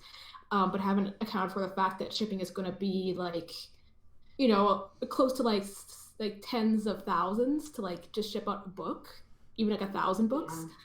And that can make or break a Kickstarter. Like even if it does like successfully fund, it's just like, oh, and suddenly I don't have money to like mail the books out, which is always something you have to pay attention to when you're doing a Kickstarter nowadays. For sure, so real. Often the cost of shipping the books is like the same as printing them, if not more. Yeah, especially now. Especially overseas. Yeah, especially international. Yeah, international has gotten just bananas, and like not just even more expensive, is like packages are being held more and more. That's true. Yeah, there's a lot of specific requirements for some packages. Like you have to fill out customs forms really particularly for some countries and arrange them on your package in a certain order, or even have them affixed and then also written on the package specifically for some countries, or you have like a higher chance of them being held up in customs. Yeah, I can definitely, there's people in the chat that especially like that's a thing too that's important to remember. A lot of people say you shouldn't run a Kickstarter like in December because if you get hit in December you also get hit by taxes because you get hit by taxes for that year because it's closing in the year. But shipping prices also jump in January. Yes, that's true. So if you do a Kickstarter in December and you're not worried about shipping, like you're not worried about taxes, you should still be worried about shipping prices. Because I remember we ran one in December because the offer really, really wanted us to. And then when we got to January, it was like, oh, and shipping is twice now. It's like, damn. Yeah. That was like in 2016. When everything started going completely crazy for some unknown reason. What could it be? No idea. I wonder. Mystery. It just started going really insane. But yeah, shipping is the big like killer. And I find there's a lot of people that are worried because when you're setting up a Kickstarter, for people who have never done a Kickstarter that might be listening, and when you're setting that up, you set up the price of the tier for the items and you set up the shipping separately. And a lot of people like they estimate their shipping and they're worried about like they can see like, oh, shipping to Canada or Ireland is going to be $22, but I don't want to put that in because it's going to discourage people. But then that comes out of the tier money, So I think you're giving your books for a discount then. Yeah, it's sort of the whole debate of like, do you want to take a percentage out of that and charge less for shipping? Do you want to put the complete shipping and have like a risk of some people maybe not backing it? It's a very like difficult question for offers now, especially since with stuff like conventions closing with the coronavirus too, people having to deal with shipping is just going to become more and more a thing. For sure. It's very worrying. Flat rate envelopes, there's someone asking in the chat if we purchase flat rate envelopes, are they still valid when you use them? That depends on a lot of things. Also, they're not valid for all countries. Like, it depends also what system you buy them from. It's not usually the best investment. It's usually better to, like, if you're shipping internationally, it's good to get like an international account with a supplier. That's some envelopes also are more expensive by half of the cost of to ship them internationally first rate. Are not twice as much, but half as much additional. There's also a lot of people that have been trying to save money just sending stuff in the US via media mail. Yes, yeah. Media mail is also like a bit of an interesting like topic, because media mail was essentially something that was created to send like media to like libraries and schools cheaply, and they're not super into being used for Kickstarters, but at the same time they can't really like complain about it. It's a bit odd. I found that it almost varies by post office individually. I guess there is a provision in the media mail rules that says that comics don't necessarily count as books, even if they are the length of a book, or in a book binding form. And I've had some post offices actually take issue with that, whereas some are, it's a book. You know what I mean? It's more about the weight of the package and the way that the package handles when you ship it. You also can't put anything else in there. Like it can only Yes. ship the book packages, so any package with extra rewards has to go out through normal mail. Yes, exactly. exactly. And they don't do international media mail, which would have been like a great system, like if only. Yeah. If we had well, you know what? If we had international book exchanges for cheap, I'm pretty sure Amazon would have abused it by now. Yeah. Oh, for sure. So real. Just ruining it for everybody. So true. Just getting in there and destroying it. So, we have a little thing in the chat. I just had a backer notify me that labeling the package as a comic rather than a book means whoever receives it gets charged custom. That is true.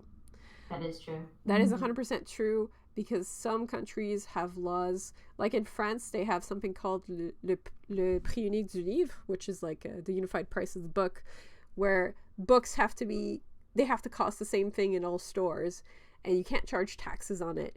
But comics are not considered quote-unquote books. So in a lot of countries, they have those little rules. Comics are considered media products, and books are considered literature.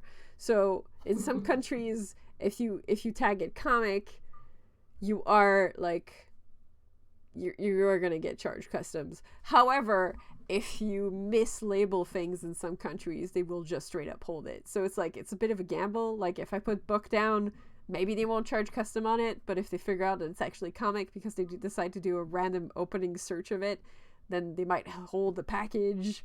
Like for some international countries, it becomes a bit of a like, how's this gonna stick, you know?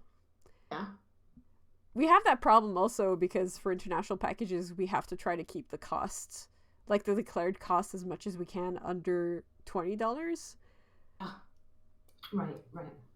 Which is not that bad. Oh, you go, Giselle. Well, I want to mention the fact because we use now a new system, especially in particular with Hiveworks, because like as like the project assistant with Hiveworks, my job is in part being able to set up everything after a Kickstarter to be ready to send out to backers. And so one thing that we have to do is we've learned how to do kitting, which is where you combine like a bunch of rewards and like the book into one package. And thankfully, when we have things like, small rewards like pins or charms, and like especially when it comes to like stickers and like postcard prints, we just slip them all inside the book or like inside the package with the book. And then when we like send the book out, we can label like it like, something under $20, because technically that's how much it costs to make the thing. So it's okay, it's above board.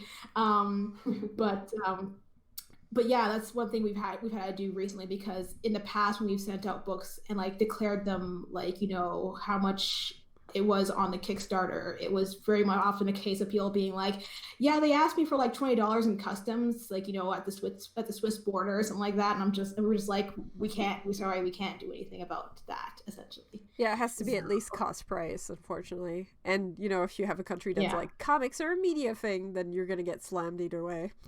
Yeah. Mm-hmm. They've declared comics a luxury product.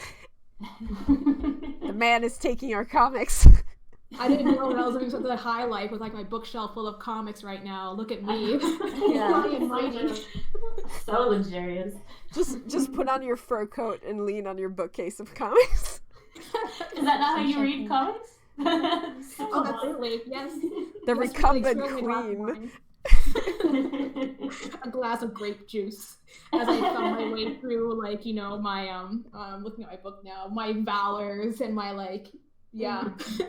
my manga. Just interesting, read though, Dershin's new book with like a cigar, like, ah, yes, art. Mars.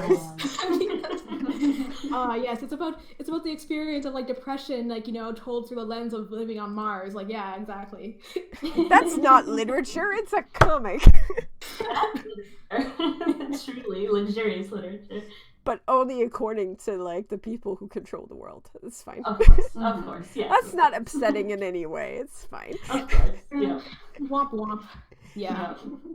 You're gonna say, Giselle, though. But one thing I was because like something I learned something new. I didn't know in France, like they had a requirement that all books are sold at the same price. That's interesting. Like books is in like paperbacks, I guess. Yeah. Which makes sense, because I think usually paperbacks are, at least in Canada, are usually like the baseline of like $10.99 Canadian or something like that. So that does make sense. Oh, well, they don't have that in Canada. It's only in France. Okay. Like, the idea behind the unified book price is to basically prevent stuff like Amazon and Fnac, which is basically French Amazon, to essentially destroy all the small bookstores, because France still has like a plethora of small bookstores, but the North American landscape does not. I see. So it's a bit it's a bit complicated, but in France they basically wanted to sort of maintain this landscape of smaller boutiques that they had, especially since they treat comics in a very different way than Americans. So there's just a lot of factors. It doesn't keep them from straight up fleecing offers, though. That's going a bit off topic, but a few years ago the Minister of Culture in France made changes to the way that freelancers paid taxes, and it made it so that like if you were like an illustrator freelancer, comic freelancer, you had to pay like something like 12 or 18% more taxes, and whoa, what? Yeah, than you used to. Then like before you were paid, like you were paying reduced taxes because you were like a non-stable employment, but then you changed it, now you had to like pay way more, so a bunch of people just gave up because they were like, well, you know, makes sense. It's a bit of a different experience than American artists, because you know American artists, when you talk to people who sort of like, you know, put their pencils away, often the reasoning behind it is like, oh, well, you know, I tried, but I need health care. But in places like France, where people have, you know, baseline healthcare and stuff like that, so they're more taken care of by the state. But then the state just upping stuff like the taxes, suddenly, you know, it's like, oh, I guess I'm done. Because even though there's a stronger baseline, you know, you're still just skirting the line. Any change to that, it fucks you up, basically. For sure, yeah. So it's an interesting situation, because a lot of people think like, oh, if you're an artist in the UK or in France or in Japan, you're like better taken care of. But the situation is as precarious as it is in the US. It's just different. Oh, still a struggle. Yeah. That sucks. I want to answer Angsthace's comment about sending Canadian Hive orders to Toronto artists and like doing it for like everybody else and like living in their various like countries. It actually it would cost more for the artists to receive the books and then mail them out themselves, because with us in particular for Hiveworks, since we're a company and we have a warehouse we work out of, we get reduced shipping. So like regardless, like it would still cost more for like the artist to mail things out, other than us with like, you know, our stable shipping at like the lowest cost price possible. Plus shipping all the books as like a big box that's been pre-wrapped so the artist doesn't have to do all of that is actually pretty costly too. Yeah. So it's like by adding the cost to ship it to the artist and then the cost for the artist to do all the shipments, you come up to about the same. Whatever you saved is gone. Yeah, that makes sense. So it's definitely a bit complex. A solution that a lot of companies have is that they end up having sister warehouses in different countries, which is something we want to develop with Hiveworks over time, to have a sister warehouse in Europe and stuff like that, so we can have reduced prices for that. But that is very complicated to set up. But I think more and more as Kickstarters and online stores develop, you're going to have people who are, like right now there's White Squirrel, which is a new company that came out, and their warehouse is beautiful. Like, shout out to White Squirrel. I want to live in your warehouse because it's amazing. They will never see this. They don't reply to my love letters. Oh no. But you know, it's just this as more people develop this Kickstarter stuff, and people start creating these companies that do warehousing. I think those companies, as they bud and grow, are gonna like have sister warehouses, and just expand that way. It's gonna be really interesting. I know Cards Against Humanity, their warehouse basically has that. They have a sister warehouse that's in Europe. It's so smart. Yeah, it is really smart. But they do have like an onboarding cost, so that's not necessarily the best for creators with smaller Kickstarters. Like if you've got a big Right. Kickstarter, it's interesting. If you got a small one, it's a bit expensive. Like That they makes sense. Yeah. their clientele is definitely like the big guys, you know. Yeah, for sure. Whereas White Squirrel, their clientele is like the smaller artists. So you have people developing this service at different levels. That's interesting. We've got a question in the chat. So some of the more surprising hiccups your Kickstarters have hit over the years. That's actually an interesting segue we could do into what Giselle was mentioning earlier with kitting. By doing kitting, which is, as Giselle explained, to basically set up packages with all the rewards and the book that's been pre-packaged by tier, that has made it easier for us, but that has also made us realize early on that the best thing to do for rewards is to make sure that they are the same size as the book or less. Oh, yes. Yeah, that's so true. Mm-hmm. That's a big one. Because often people who have Kickstarters, I feel, who hit a wall is because they offer really big rewards, which means that it doubles the shipping. Like, Mhm. or they have rewards, like they have several rewards that are like high cost. Like usually the best you can do for doing a Kickstarter is that you have the book, which is the highest cost item, or like if you're doing a pin Kickstarter, like your highest cost item is the group of pins. So usually you'd have the one very high-end item. You'd have maybe one other item that's really high-end and expensive, which is like you'd have the book and then you'd have a pin that goes with the book. But then your other rewards should be like really cheap to make, like stickers or postcard prints or something like that. Right. Because if you have big rewards or you have a lot of expensive rewards, you're going to hit a wall really fast. That is true. I think one of the worst Also- things... Oh, you Go go. ahead. No, you Well, I go. was thinking in terms of also hiccups that we run into when we have really big rewards is like also when some prints are far too big to properly put in the book and we end up with damaged like stuff being sent to backers as well who are like, hey, this thing came in like busted.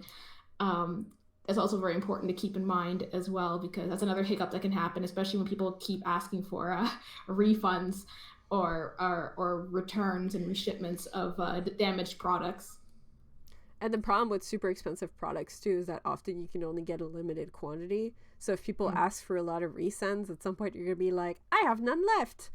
Yep, that's so true. Because you ordered like 10 extra and you blew for those really fast.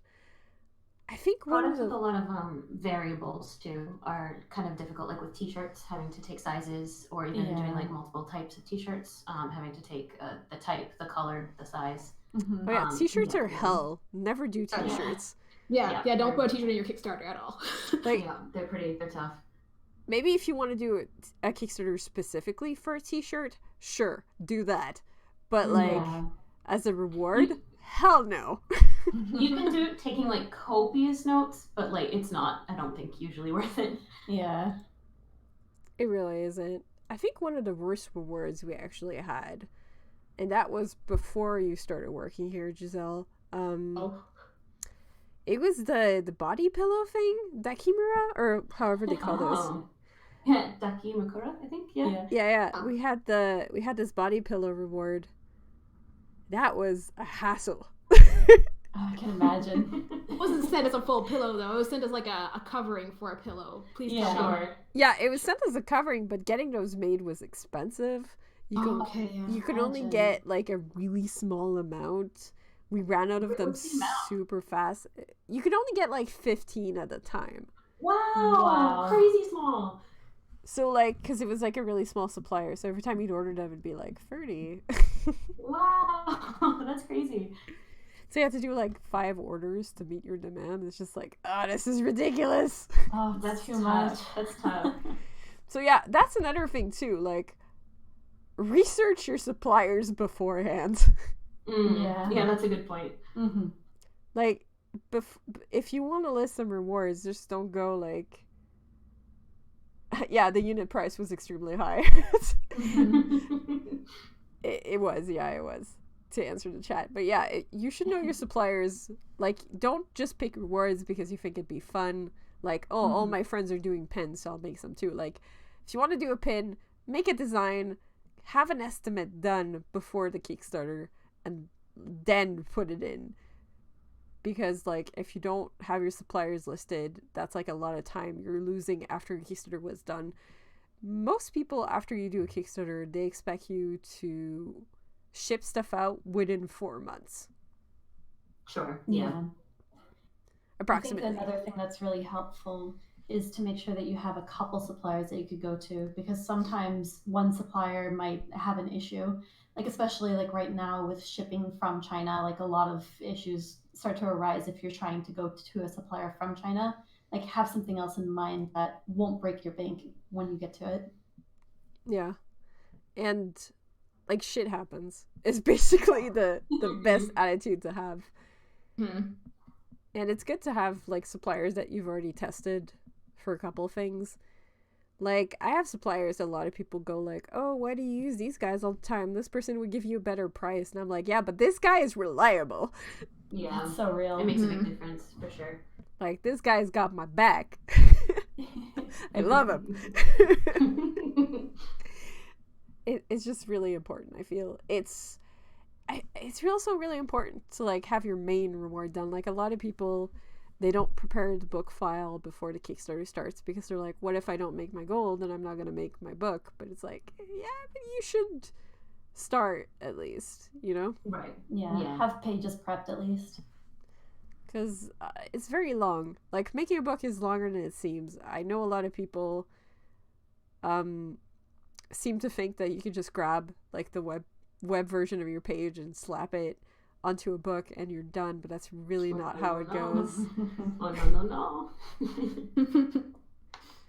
Which I think we could always do, like, a little aside to sort of talk about what are the basic things you should do for your pages to have a book that's printable, I think. Oh, sure. Oh, yeah. So, I don't know, Giselle, if you want to start us off on this journey. Oh, yes. First things that you'll need is to make sure your pages are above 300 DPI. That's like numero uno. Actually, Isabel knows a lot more about this because she does a lot more of the print stuff. I'm actually learning, but I mean, hey, if any chance I can get to, like, practice my my knowledge. 300 DPI used to be the standard, but it is now the minimum. Yeah. So like it'll print, your pages will print at, like, the size that they're already like at. So if you say you have a 300 DPI, like, page you've drawn in digitally, that's like a 6x9, which is excellent. You can't go above 6x9 with that page. You're, like, trapped there. Yeah. But if you were able to, but now, like, we now recommend, like, 400 DPI as a minimum. 600 is, like, ideal for color pages. It's a lot higher for black and white pages as well. No, the 600 is actually the black and white. Oh, is it? Okay. Yeah. So, like, it's 400 for the colors. Okay. I'm 400 to 500 for colors. I mean, okay. Any you can have at 600 is fantastic. Yeah. For real. Because you have all the flexibility in the world. But if you have 300 DPI, stuff is still printable. Like Giselle was saying, you're just trapped at the size that you drew them. You don't have any more flexibility. It's one for one. But anything that you have that's higher, you can shift and change and do a lot of stuff of. But I think more important than, like if you have a page at 300 DPI, it's fine. Yeah, it won't be the end of the world. Like, yeah. The most important thing... DPI still looks good. Sorry? 300 DPI still looks really good. Yes, the minimum. As long as you're not blowing it up. Like, if you stay on your 1 for 1, like, you're perfect. But the main thing to remember is not just to have the DPI that's really elevated, but it's to keep your layers. Like, Oh, so true. Oh my god. if you have a 300 DPI file, but all your layers are present, you have a file that is way more workable than a 600 DPI file where you flatten everything. Mhm. So real. That's just how it is. And it's important to check this out because a lot of people right now have been using Clip Studio and Procreate, which Yeah. are totally fine programs to draw in. Like, I'm not here to shame anybody who uses these. They are free and they are great. I actually think that does anybody in the chat actually use Clip or Yeah, we use Clip. Yeah, I do. Susan and I use Yeah. Clip, yeah. yeah. I'm the only Photoshop bitch here. It's fine. I mean, my Photoshop owns my ass because I have to use it for work. But like for my comic itself, like I'm doing everything in Clip Studio because it's so easy. So nice. It's so easy. It's so nice. It's I like recommend. it's really good for making digital stuff, but Procreate and Clip are not print friendly. Yeah, Yeah. that's very true. Yeah. They will rasterize fonts. They Mhm. depending on the version of Clip you have, the CMYK is not real. Yeah, that's real. That's exactly true. It's not real. It's a joke. It's a lie. No, but it's not real. Like it's not real. it's not actual. Like it's not ink colors. It's just less of a gamut. Yeah, Yeah. it's true. So like Yeah, you can have an approximation of what your thing is gonna look like when you print it, but they're not real print colors. Like it's a suggestion. It's a suggestion. It's so true. So like again, there's no shame in using Procreate or Clip, and you can transfer Procreate and Clip files to being actual book files because we've done that a lot. We've done that constantly here at Hiveworks because Yeah. we do the pre-press work for our offers, and me and Giselle have seen many of these. That was So- us this year too. So many. So like it's possible, but if you're using these, you have to be aware of the flaws that come with it. Yeah, And for sure. sort of understand that these flaws are going to make it so that processing your book is going to be a bit harder. Yeah. Maybe a lot harder if you rasterize all your fonts. For sure. Consider like there is an alternative program to InDesign that is way cheaper. That's called Affinity. Consider downloading and learning Affinity, maybe not to color or do anything, but just to letter, because Affinity will keep your layers open and they have about the same like lettering quality as Photoshop does. Because that Clip and Procreate are just not good for lettering. Like, I'm sorry, I don't want to shit on Clip and No, Procreate. it's true. Like as somebody who works in Clip for my own comic, but also has had to like redo like some pages that were like done in Clip for their lettering. It's like just.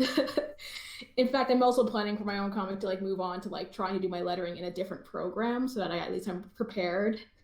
Almost 1,000 pages later in my update, but still, better late than never. No. So true. So true. Book 1 is going to be hell, and book 2 you're going to be like, God damn it. No, it's going to be a nightmare up until like book 5 of Star Trip. I'm so sorry to myself, to future me. To me. I'm sorry, To you. future me. It has to be like this. Future me's waiting at the end of like the tunnel with a knife. God Future damn it, me, Ashley. why? It's too brute. Just stabbed. But yes, lettering. The main thing to remember about lettering when you're doing print stuff and when you're is that lettering is a bit of a beast to wrestle. And there is a couple of trends in webcomics that are really popular, but every time you have to like make that to print, it's just hell. And I think because we worked on a book lately that had that, so I think Giselle knows what I'm creeping on, but colored bubbles. Oh. So the best way to have your lettering print well is to basically set the colors of your font to 100% black. Anything that isn't quite that might halo. It might not halo, but it's extremely likely that it will when it prints. So the best way you can do it is 100% black on white bubbles. That is the safest way to do it. But a lot of people, for like style online, use a lot of colored bubbles and a lot of colored text because that usually reads better if you're doing an online comic. It looks very beautiful. People crying in the chat. I know. I feel that deeply. Like, poor Meg. it looks really, really attractive on a screen because the colors are built from light. If you're looking at something on a screen, you are not printing this. You're just looking at something from light. So filling your page with color and not really having white or black as a contrast looks really good online. But when you're printing stuff, white as a color becomes very interesting because essentially it is the color of the medium you're using. Like a screen doesn't have a baseline white color. The baseline color of your screen is like deaf blue. We see it sometimes when the computer goes bye-bye. Oh, sure. Whereas like, and even like old computers, like old computers back in the day, you wouldn't have just a white screen. Like program would be like on a black screen or a dark blue screen. Like there would be a baseline color because it just works better to have, like that's why a bunch of programs have like dark mode. Right. Just having everything have color and having everything be filled just works better. But in print, the presence of white and of pure black is really important and is really attractive. So I think it's important when you're choosing a palette for your comic to sort of decide, like, am I printing this? Is that a goal that I want to do? Is this just online? If so, how am I using this negative space? How will this negative space print? Am I going to use a lot of white? You know, these are like important colors. We just started processing this other comic that's in black and white called Tiger, which is really good. You should totally read it. not biased. Hell yeah. And one of the things that the author wants to process to sort of get this to print is adding white to the pages, because filling it with gray looked really cool online, but you know, when you're printing it, then it just makes the pages look really busy, like you don't really have breaks inside them. Right. And that's why I think like a lot of people don't think about white, or if you're posting it as a digital page, it sort of makes the work seem unfinished, but it's actually like a really important non-color to exploit. I myself am kind of not super great at negative space. Like, I'm saying this right now and I seem very wise, but it doesn't mean I do it. Like, I'm an idiot.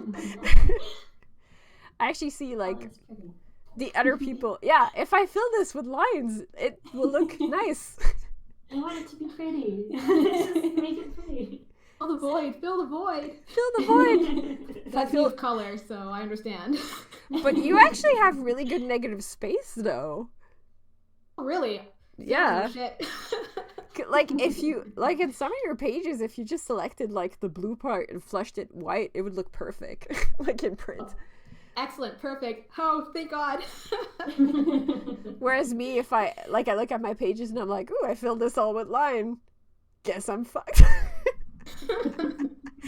Oh, there's actually a question in the chat. So for people who maybe haven't even started their comic, or maybe thinking about a new one, how might they optimize for printing in Kickstarter? Okay, that is a great question. So, step 1, pick a page size. Oh, yes. Please. Oh, Yeah, God. God, yeah. Yeah. Please. Yeah. Please. I think everybody here in the chat has all gone through the experience of being like, why did I make it this size? Yeah, yes, 100%. Why is it the size it is? Why did I do that to myself? All Yeah. those years Oh my ago? God. Definitely Can I talk pick. about- So, oh, you go. Yeah, can I talk about mine? Okay, so like, for example, for me, young Giselle, starting off their comic like over 7 years ago, started off at a 6x9, which is amazing. Like, what were they thinking? They're genius. Moved on into 8 8x11, which is like the standard paper size, for whatever bizarre reason I do not want to get into.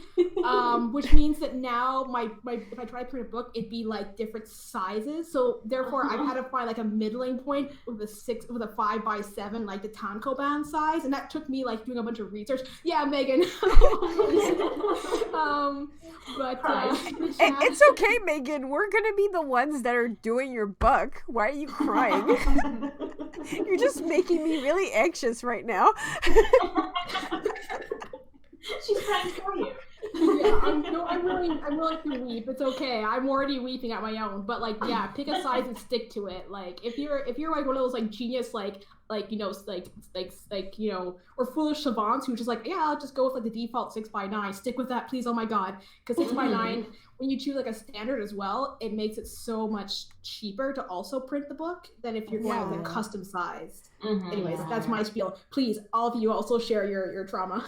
Well, I was just gonna say that there's basically there's a couple of standard size you can use for comics. Essentially, the two most popular ones that I would recommend people go with are the 6x9, which is the graphic novel size. So, like if you read stuff like My Lesbian Experience with Loneliness or like Faith Farron Hicks books, like those books are in that size. So it's like a really versatile size. It's really popular for bookstores, and you can actually make a really nice, like where you draw on the computer, you can just make it 6x9. If you draw on paper like I do, there's actually a couple of sizes that you can blow it up to, so you can make some really nice big pages. Like, it's a very versatile, very good size. Highly recommended. I don't necessarily recommend. I wish we did. Yeah. Essentially, if you're working digitally, you would be working at 6x9. If like you can work your page at 6x9, you just up the DPI and you can have it 1-for-1. Like, if you've already picked your size, you don't necessarily need flexibility. So you can work on that. It's usually better if you're working on traditional paper to actually find a blown up equivalency that you're comfortable with. I work at, let me just open that up. I've got a specific size that I work in. This is like really precious information. I found like the ideal 6x9 side for paper, and I'm like hoarding this information like it's my life. Where did I put it though? Super special information, saved it nowhere. In a safe place where you'll definitely be able to find it. I got it. It's basically 11x17, right? If you work on 6x9, your paper, like if you're working on paper, or even digitally, you can blow it up that much. It is 8x12 or 9x14.5 or 12x18. So one of those sort of works as a corresponding one. Is 6x9 the same as A1? Oh god, I forget all the time. 11x17, that is actually linked to, someone in chat just said that. That's actually linked to the other standard side. The other standard size is known as the American Standard Size.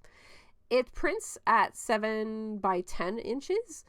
And essentially 11x17 pages were made back in the day for that. The artists would draw traditionally on paper on 11x17, and then it would get shrunk down to the 7x10 to be printed. So if you're working on 11x17, you essentially would print in American Standard Size.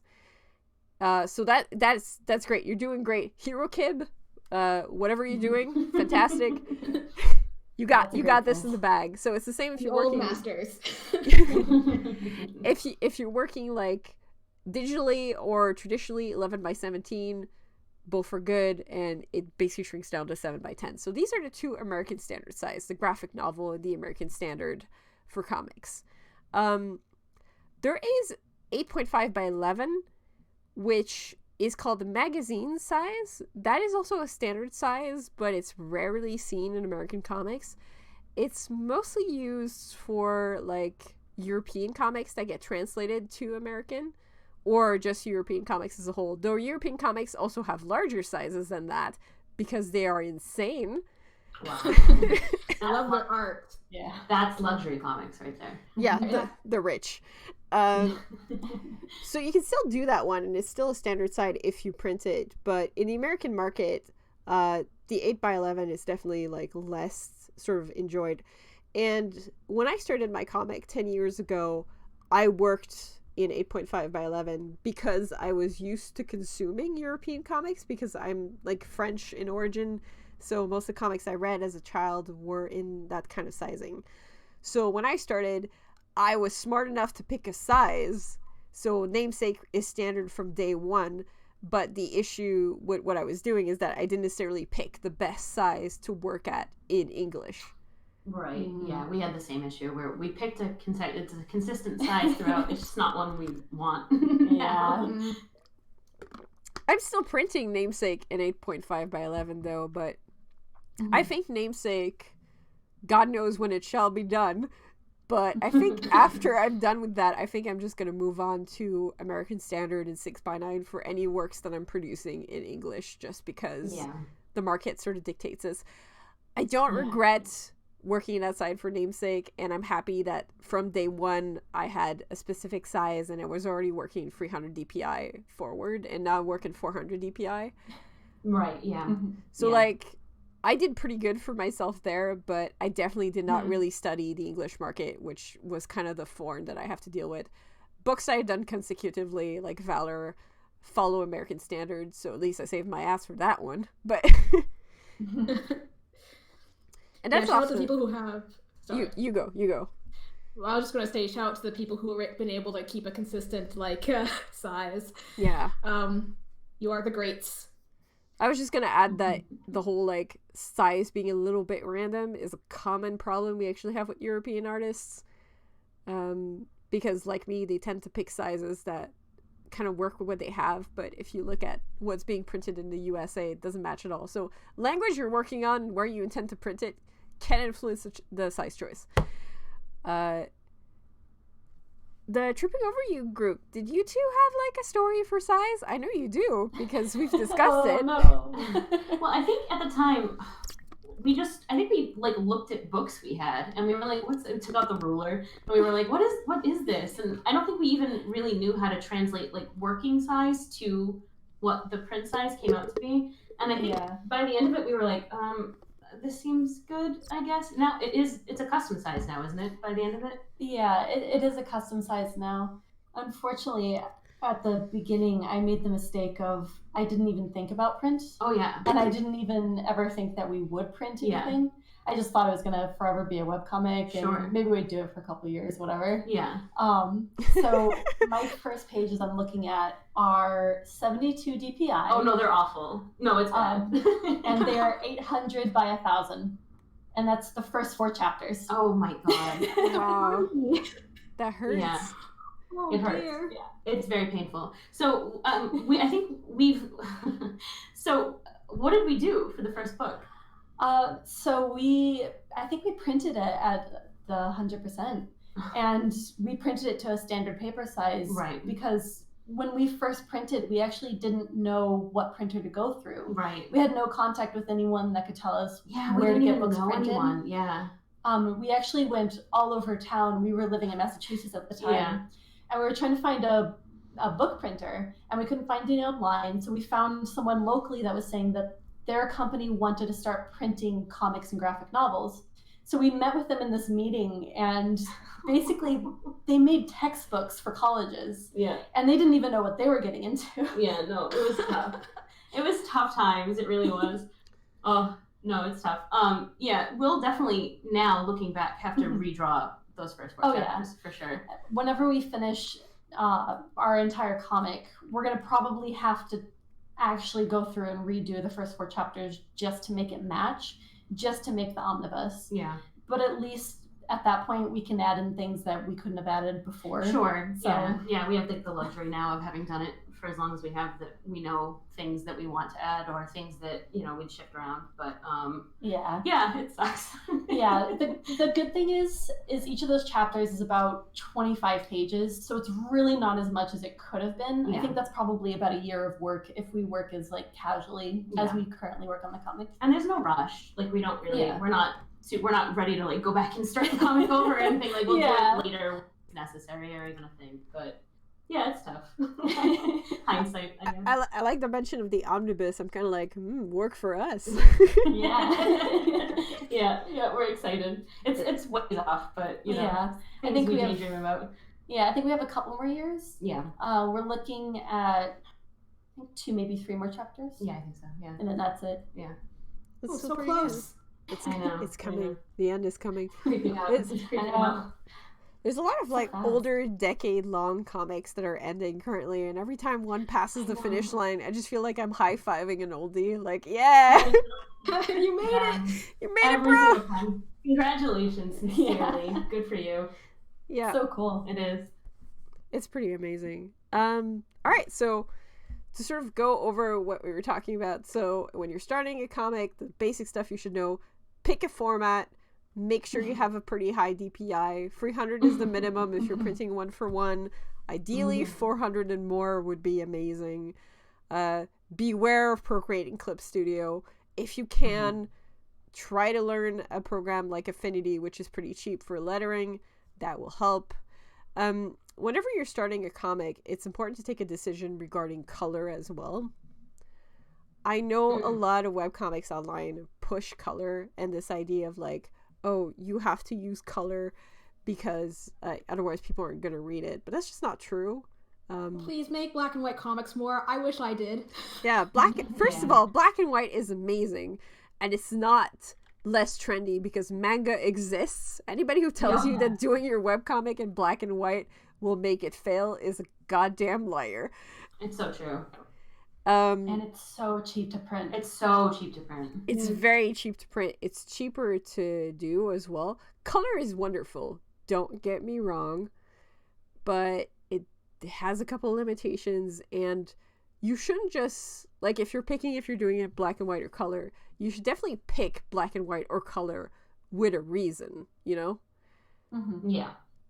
Don't just go like, I'm going to do this in color because comics are in color. Like, you should have an artistry to it or a desire to learn something. Like, I suck at coloring.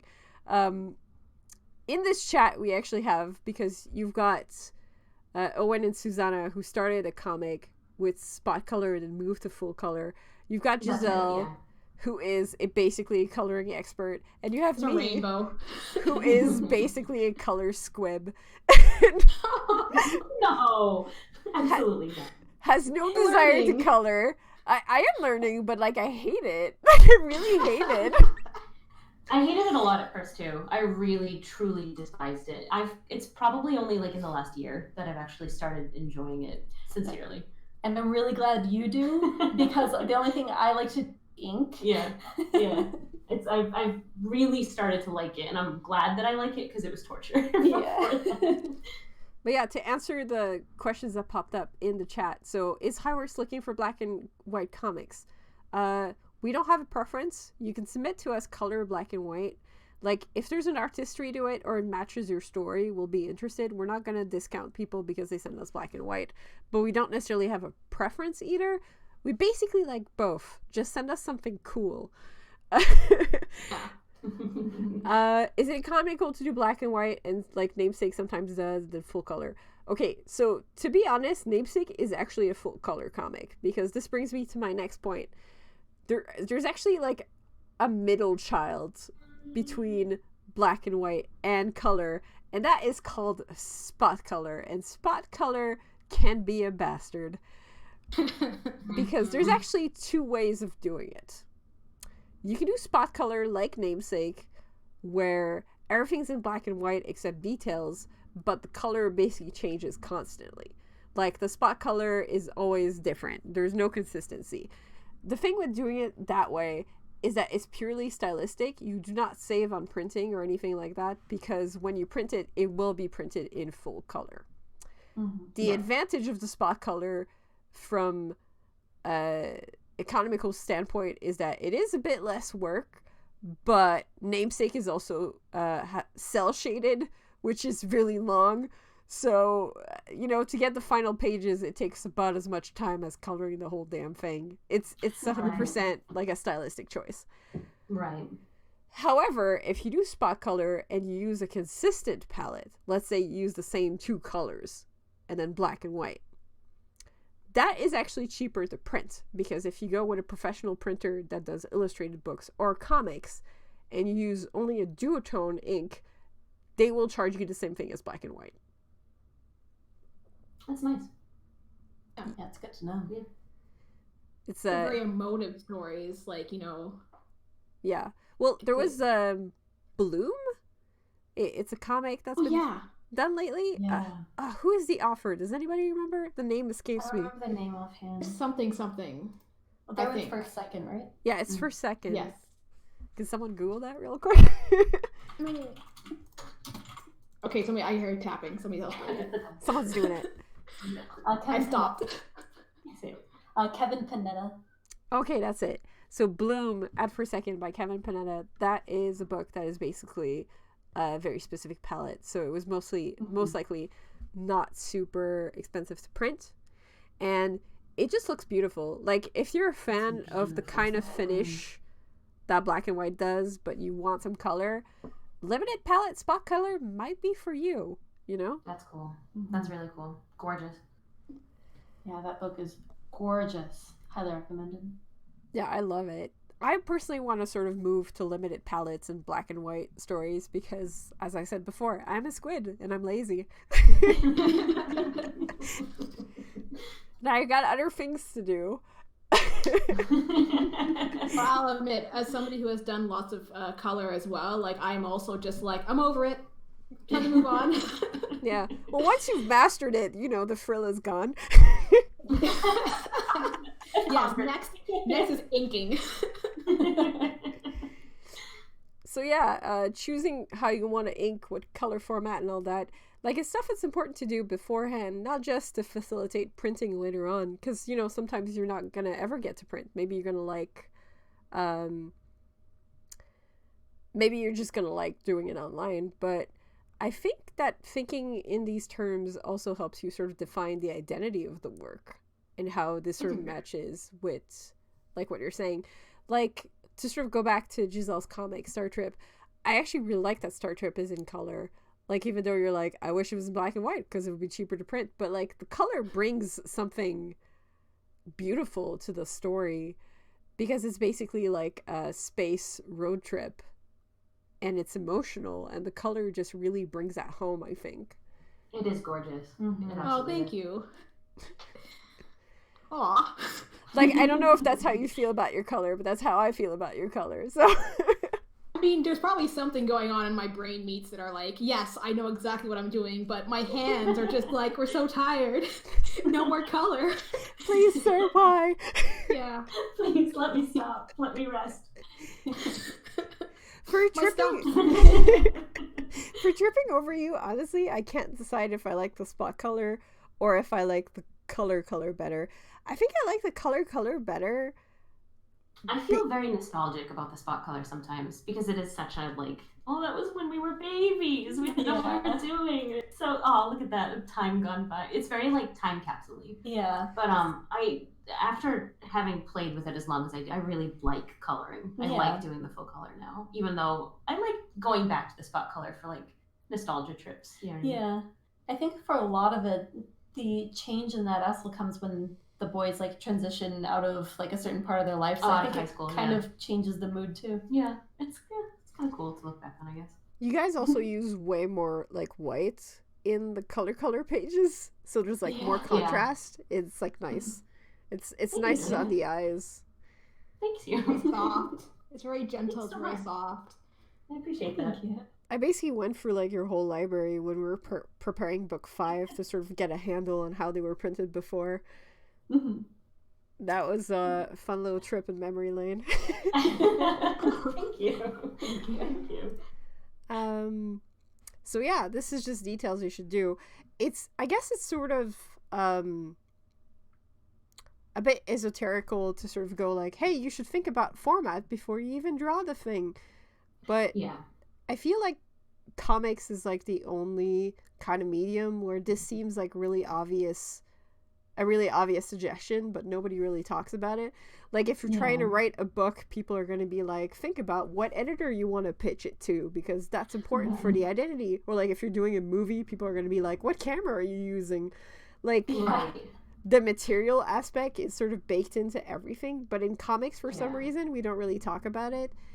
I And think it's because like each page when it's done feels like its own thing. Do you know what I mean? So to collect 100 of them or less or more, like you kind of look back on these 100 events that I drew this to completion, saved it out, like put it in a folder, put it on the website, whatever. And you don't really, when you're not paying attention, you don't think about like when it's done, make sure that the formatting is ready to go to like print and everything's all set, and you checked your black is at 100%, and you checked that your font isn't rasterized, and you checked that this and that. So it's like, oh, I just want to get it done for Friday, just you know what I mean, like whatever. I want to get it done for Monday, and you don't think about like, and also you want to make sure it's done also for 2 years from now when it's ready to go to printer or whatever. but even just thinking about it before starting, I feel like a lot of people That focus too. on like the characters and the world building, but the authors that are like their examples, their mentors, don't necessarily talk about like you should really, really think about format. Except me. I tell that to everybody all the time. Like I'm the grandma that's like, have you decided if it was black and white? I think that kind of happens once you've like moved on to your second comic. Your first one's always going to be a messy monster. Yeah. The first emotional foray into trying. Firstborn, the practice Yeah, it's your child. firstborn that you kind of messed up on. Sorry. Yep. I mean, if you have artistic talents, you've already sold your firstborn to Satan, and that's why it's awful. That's why it's bad. That's Sorry, why. Star Trek. That Now we explains know. it. The Okay. sacrifice. It's the sacrifice. So essentially, that's kind of just like things to watch out for. To sort of just do a little closer. Obviously, there's no perfect way to do anything, especially art. Like art is always going to be a bit of, a beast that you have to take on a rodeo.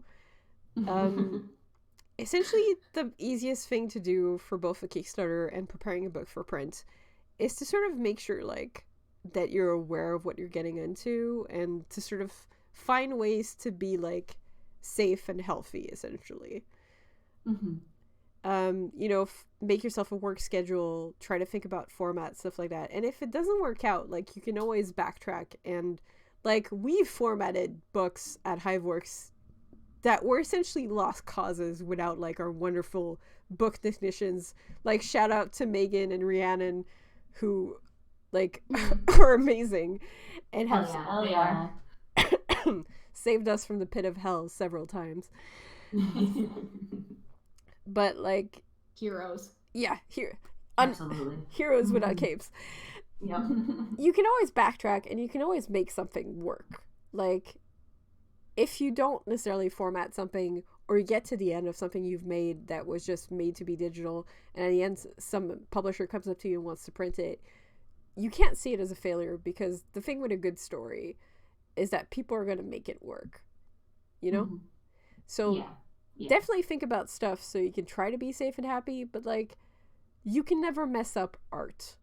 Art can That's always true. be saved. That's true. And I think that's what matters the most. Like what matters is that the work you're creating makes you happy. But Yeah. it's important to think about the work you're creating in terms of the format, but also in terms of why you're making it. Are you trying to make a product to sell? Or are you trying to make a product for yourself? These are all like very philosophical questions, but if you sort of ask yourselves these early on, you will save yourself some strife down the road. And, they're very hard questions to do if you don't have a lot of experience too. So never be shy to maybe ask other comic creators, especially those in positions of mentorship. We're usually always down to rant about stuff. I love talking shop. It's so much fun. Agreed. Yes. And definitely like share videos like this one with your friends. This is probably a good time to say that all the videos that we are going to make in the streams this weekend will be posted on YouTube, with references to any book or elements that we've mentioned. So definitely keep an eye out to our YouTube channel and follow us on Twitter so you can have access to this information and share it with your fellow artists. Another reminder, if you're watching us on Twitch, if you scroll down, we've got a couple links to sales and Kickstarters that are going on right now. So check out our Kickstarter for Alice in Nightmare Book 1, as well as for Among Us Book 1. And check out our store. We currently have a code where you can save 10% on all our books and like items and apparel. So spring 2020, check that out. Check out our comics and follow us on Twitter for more information about the other streams that we're going to have this weekend. We have a total of 8 streams. This is free down, so we've got 5 left. Starting tomorrow at 1 o'clock, we have Slow Burn Romance and Fantasy Stories, so definitely show up for that one. It's going to be fun. I'm excited. Real steamy stuff. Hell yeah. Hell yeah. And definitely check out Iron Circus Comics on Twitter. They're also having a bunch of streams going on right now. PajamaCon 2020. So tune into that.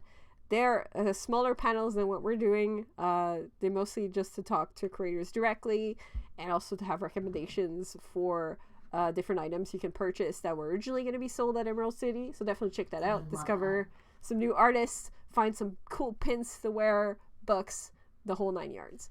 Very cool. Love that. And as a reminder to anybody who tuned in pretty late, the people in this stream are me, Isabelle Melanson, author of Namesake, Giselle Weaver, who is the author of Star Trip, and also my coworker at Hiveworks with a focus on Kickstarters, immense talent to get those done, and Owen and Susanna, who are the authors of Tripping Over You. Beautiful little story about coming of age couple. Love it. Wonderful. And a great example of that format does not necessarily hinder your growth. Thank you. Thank you. So thanks for joining us. This is the end of our stream, and I really appreciate everybody coming to talk here and everybody coming to join the chat. Thanks so much for hosting us. Yeah, thank you for having us. Yeah, for sure. I'm going to leave the chat open even though I'm stopping the stream, so if you guys want to just like pop in and put your like Patreons and Twitters, that would be really great. Sure. Thank you. Thank you. Thanks. Bye everybody. Goodbye. Bye. Thanks for coming.